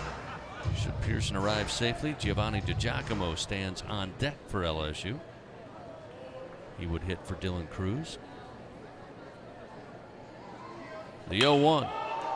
Again, rifle shot to center. Giving chase is Williams, and again, just in front of the track, able to reach up, make the play for out number 3. Another long fly ball out, this time off the bat of Pearson. And that'll do it for LSU as we head to the 9th inning. 10-1, Tigers lead. Back after this on the LSU Sports Radio Network.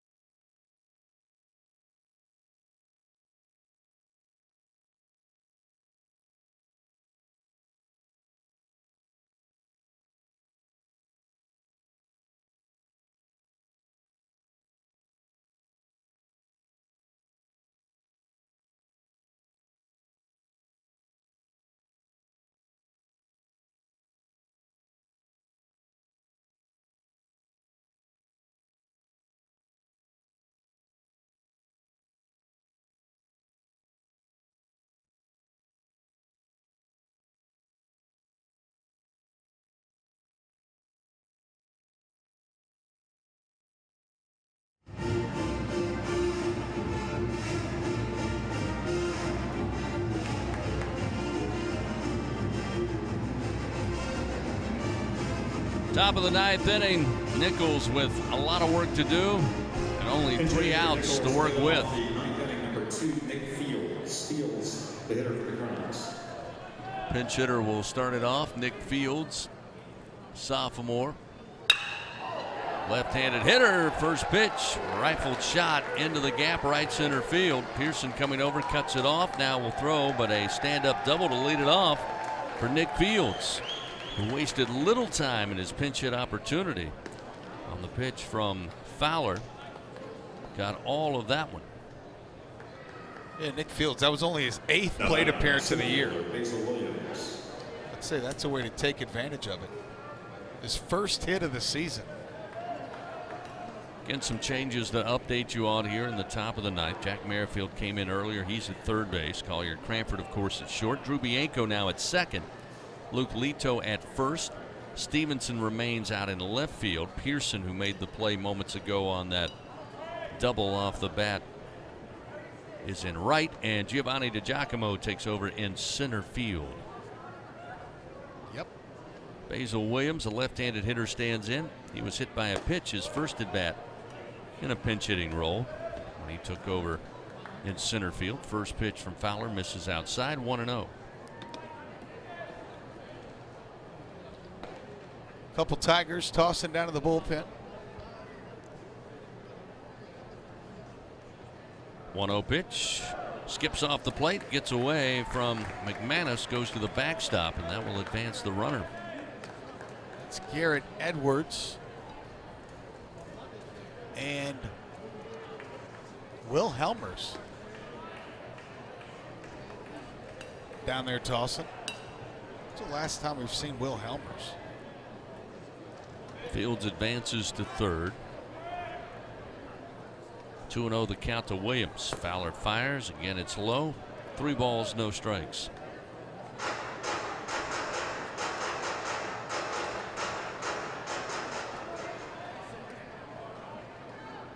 Helmers hasn't pitched since March 23rd. 3-0 delivery. Opposite field, base hit into left. That will bring Fields into score. Williams with an RBI single here with nobody out in the top of the ninth, and it's 10-2. Cut the LSU lead to 8.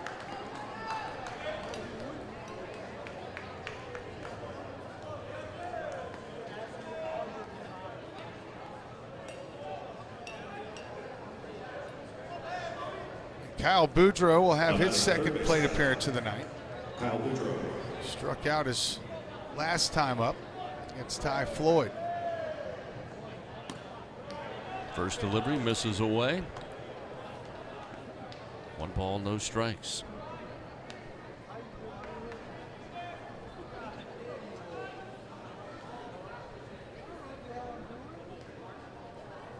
One 0 pitch. Breaking ball for a strike at the knees, 1-1.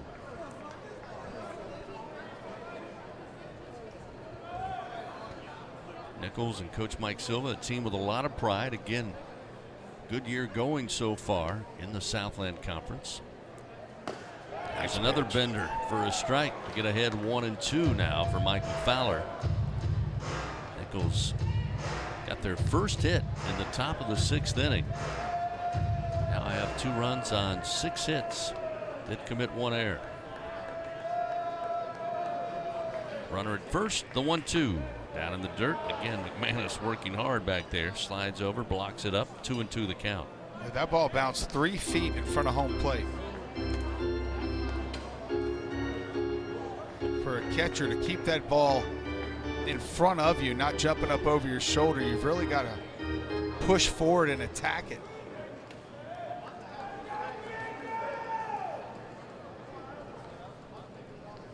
Two. Ground ball. Hops up on Merrifield. He knocks it down, comes up, fires to first, and Lito can't dig it out on the hop. Arriving safely is Boudreaux. I'll have runners first and second now for Nicholls. Nobody out here in the top of the 9th, and the Colonels not ready yet to head back to Thibodaux. Yeah, if there was a way to not start the top of the 9th inning, we've just seen it. A double, a single, and an error on the third baseman, which would have been, Chris, a routine double play ball if Merrifield would have been able to field it cleanly. So now we'll see the catcher Trahan. First pitch from Fowler. Misses the inside corner. He was looking for it there. It's 1-0. Second error of the game assessed to the Tigers.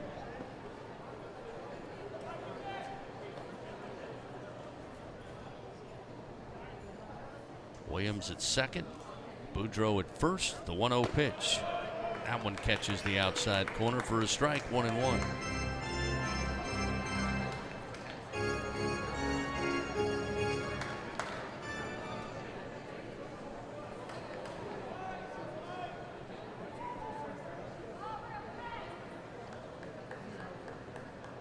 The 1-1 pitch. Again, down in the dirt in front of the plate, gets away from McManus. Runners advance second and third with nobody out. Yeah, I'm guessing this is probably going to be the last batter for Michael Fowler. Could be wrong.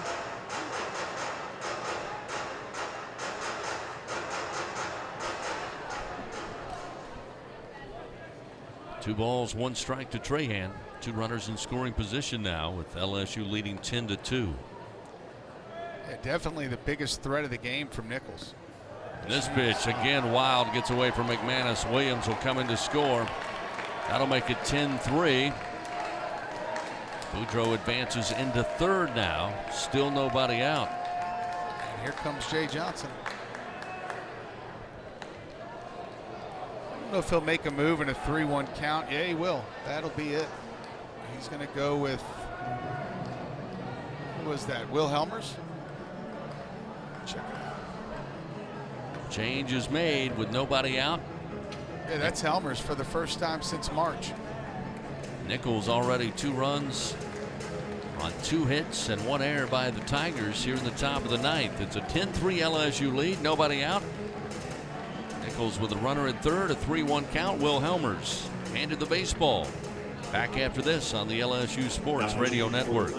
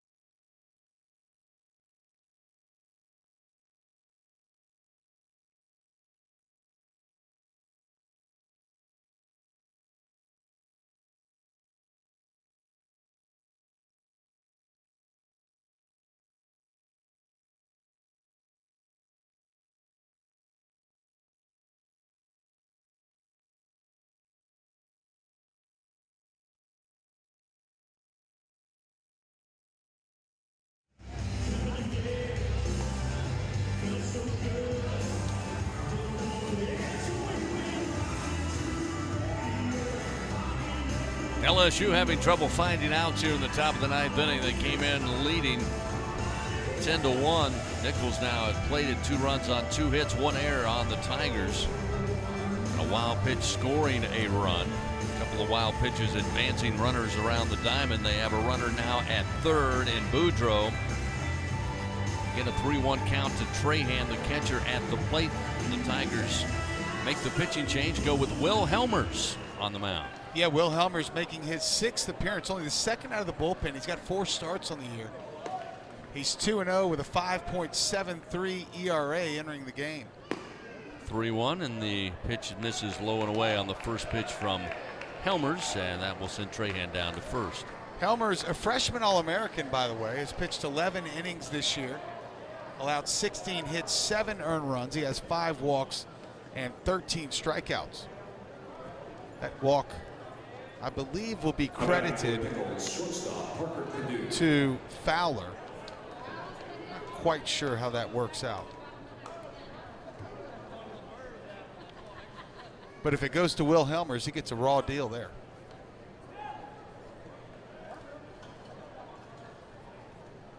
That will bring to the plate the shortstop, Parker Cadu.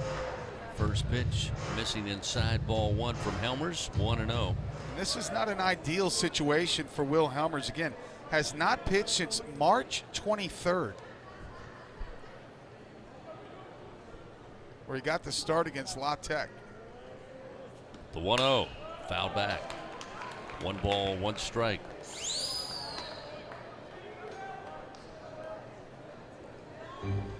So just imagine, Chris, how rusty you would be up here in the press box if you hadn't called a game for about a month and a half. It'd take you probably a few innings to get back into the swing of things.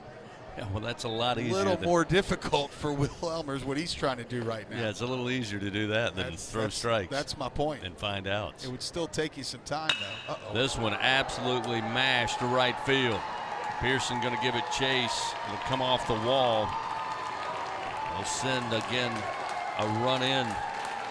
And now Nicholls trying to rally. Their dugout comes alive really for the first time tonight here in the top of the 9th inning. That'll make it 10-4. Again, nobody out. And again, Jay Johnson on his way out to the mound with runners second and third. And the top of the order, and Simon coming to the plate, and he's going to make a change. So Helmers. 7th pitcher of the night coming in for the Tigers. It's going to be Trent Vittmeyer. So go to the veteran Vittmeyer here to try to find 3 outs in the top of the 9th. It's a 10-4 lead. We'll take another break. A pitching change powered by Sunshine, your hometown John Deere dealer in Louisiana. Back after this on the LSU Sports Radio Network.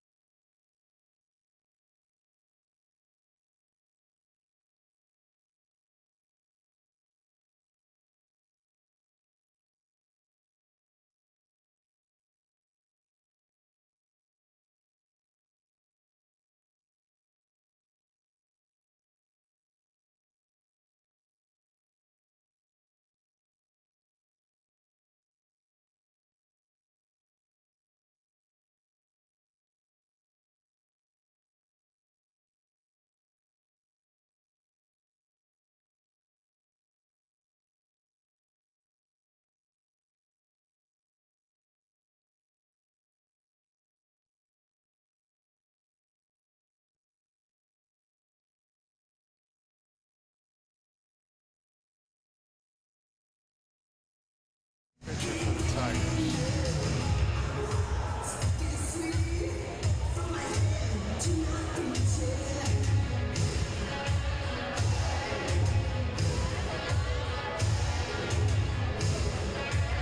Ten to 4, LSU leading Nicholls here in the top of the 9th inning. Nobody out.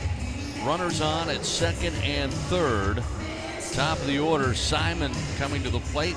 LSU electing to go to the veteran Pittsburgh, Pennsylvania Bulldog, affectionately referred to. It's Trent Vittmeyer taking over. Yeah, Vittmeyer's the 7th pitcher of the night for the Tigers, 16th pitcher in this ball game. He enters with a 2.89 ERA.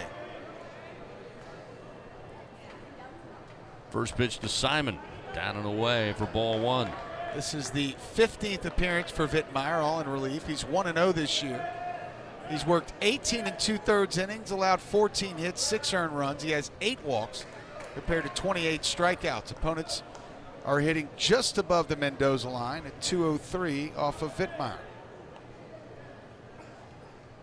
The The 1-0 sent back to the screen, foul ball. Simon tonight 1 for 4. His base hit came in the 8th inning.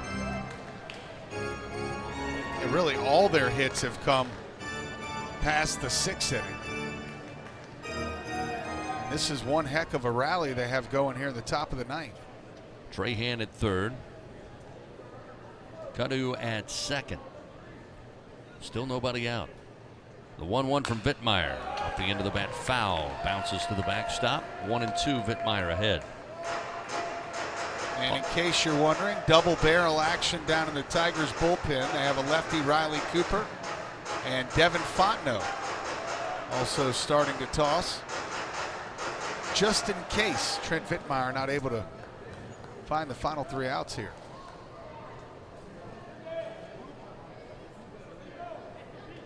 One and two, the count to Simon.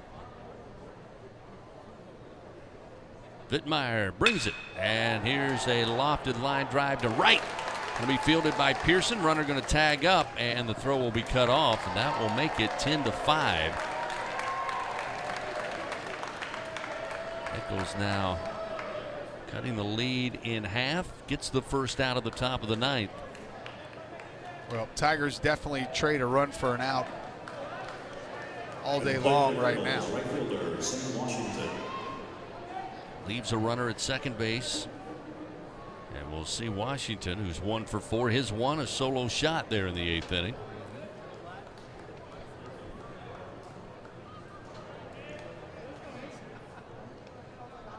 Seventh home run of the year for the right fielder for Nicholls. Vittmeyer's pitch misses high and outside, ball 1.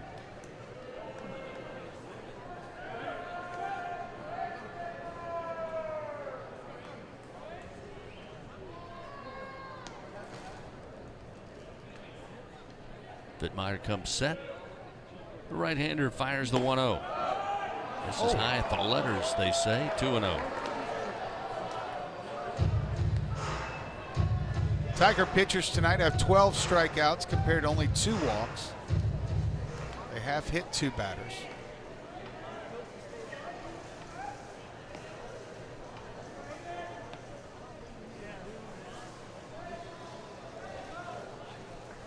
And now Vittmeyer will step off, look back to second.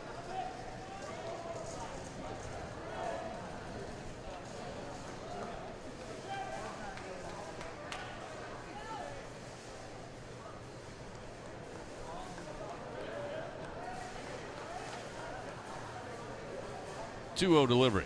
Swing and a miss. Brought Washington to a knee. It's now 2-1.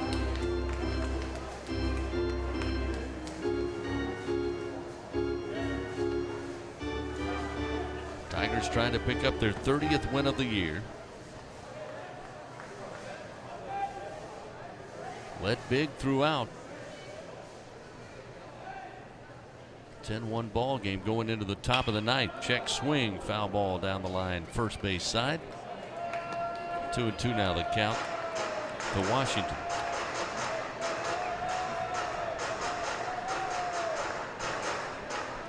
Now the Tigers want to find 2 outs here. Nicholls, regardless, probably, should this game end 10-5, will take a little momentum, try to build on at least battling here late in this game. Here's the 2-2 pitch. Vittmeyer brought it up in the zone. Washington fouls it back. Still 2-2. While we have a moment, let's pause 10 seconds. Station identification. Fighting Tiger Baseball on the LSU Sports Radio Network.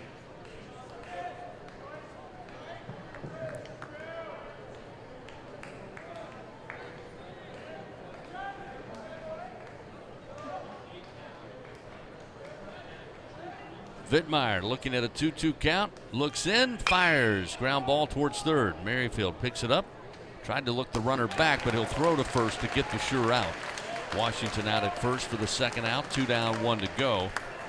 Base runner Cadu was a pretty nifty move. Stop, started to turn back to second. Merrifield again had that clock ticking, had to get it to first, but the speed of the Nicholls shortstop gets him back to third nonetheless. But with 2 outs, LSU wants to find the final out of the game. Yeah, you know, I honestly think, Chris, on that play, don't even worry about looking the guy back. Just get it over to first base for out number 2.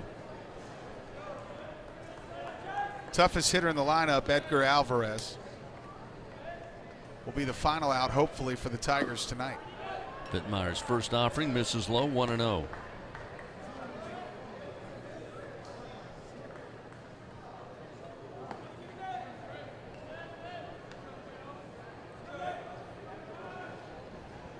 Runner at third, 2 outs, top of the ninth. LSU up 10-5. The 1-0, base hit to right field. That'll score a run. Alvarez around first as that one makes it all the way to the wall. He'll extend it into second base, and it's now 10-6. LSU's lead down to 4.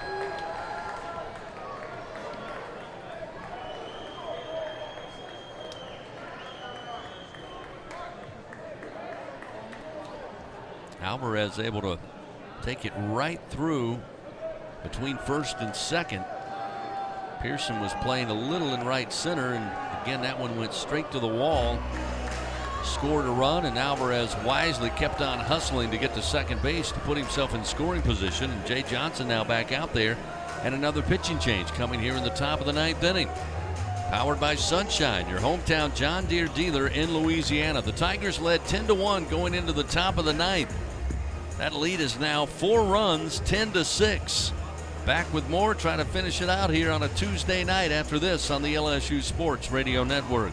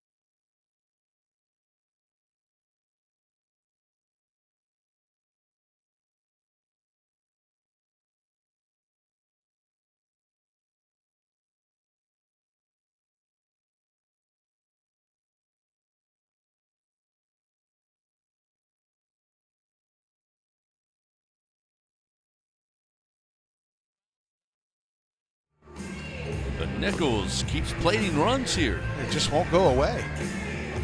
Now 10-6. LSU leads by 4. They had a 9-run lead going into the top of the ninth. After the Tigers swinging the bats early and often. 2 runs in the bottom of the second. They added 5 in the bottom of the third. They have a 7-0 lead. 1 in the 5th, 1 in the 6th, 1 in the 7th. And then Nicholls, who had their first hit come in the top of the 6th inning, plated 1 run in the 8th on a solo home run by Washington, and now have plated 5 runs on 4 hits. Raiselman takes over. O'Connor at the plate, runner at second base. Hard-throwing right-hander delivers. It's an elevated fastball at 96. O'Connor had no shot and couldn't stay away. It's 0-1. Tied for the team lead now. This is his 22nd appearance of the year for Raiselman. Enters with a 2.57 ERA. Has 2 saves on the year.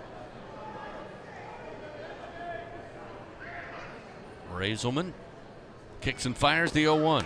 Again, brings it upstairs. This time O'Connor with a good eye stays away, 1-1. This is not a save situation.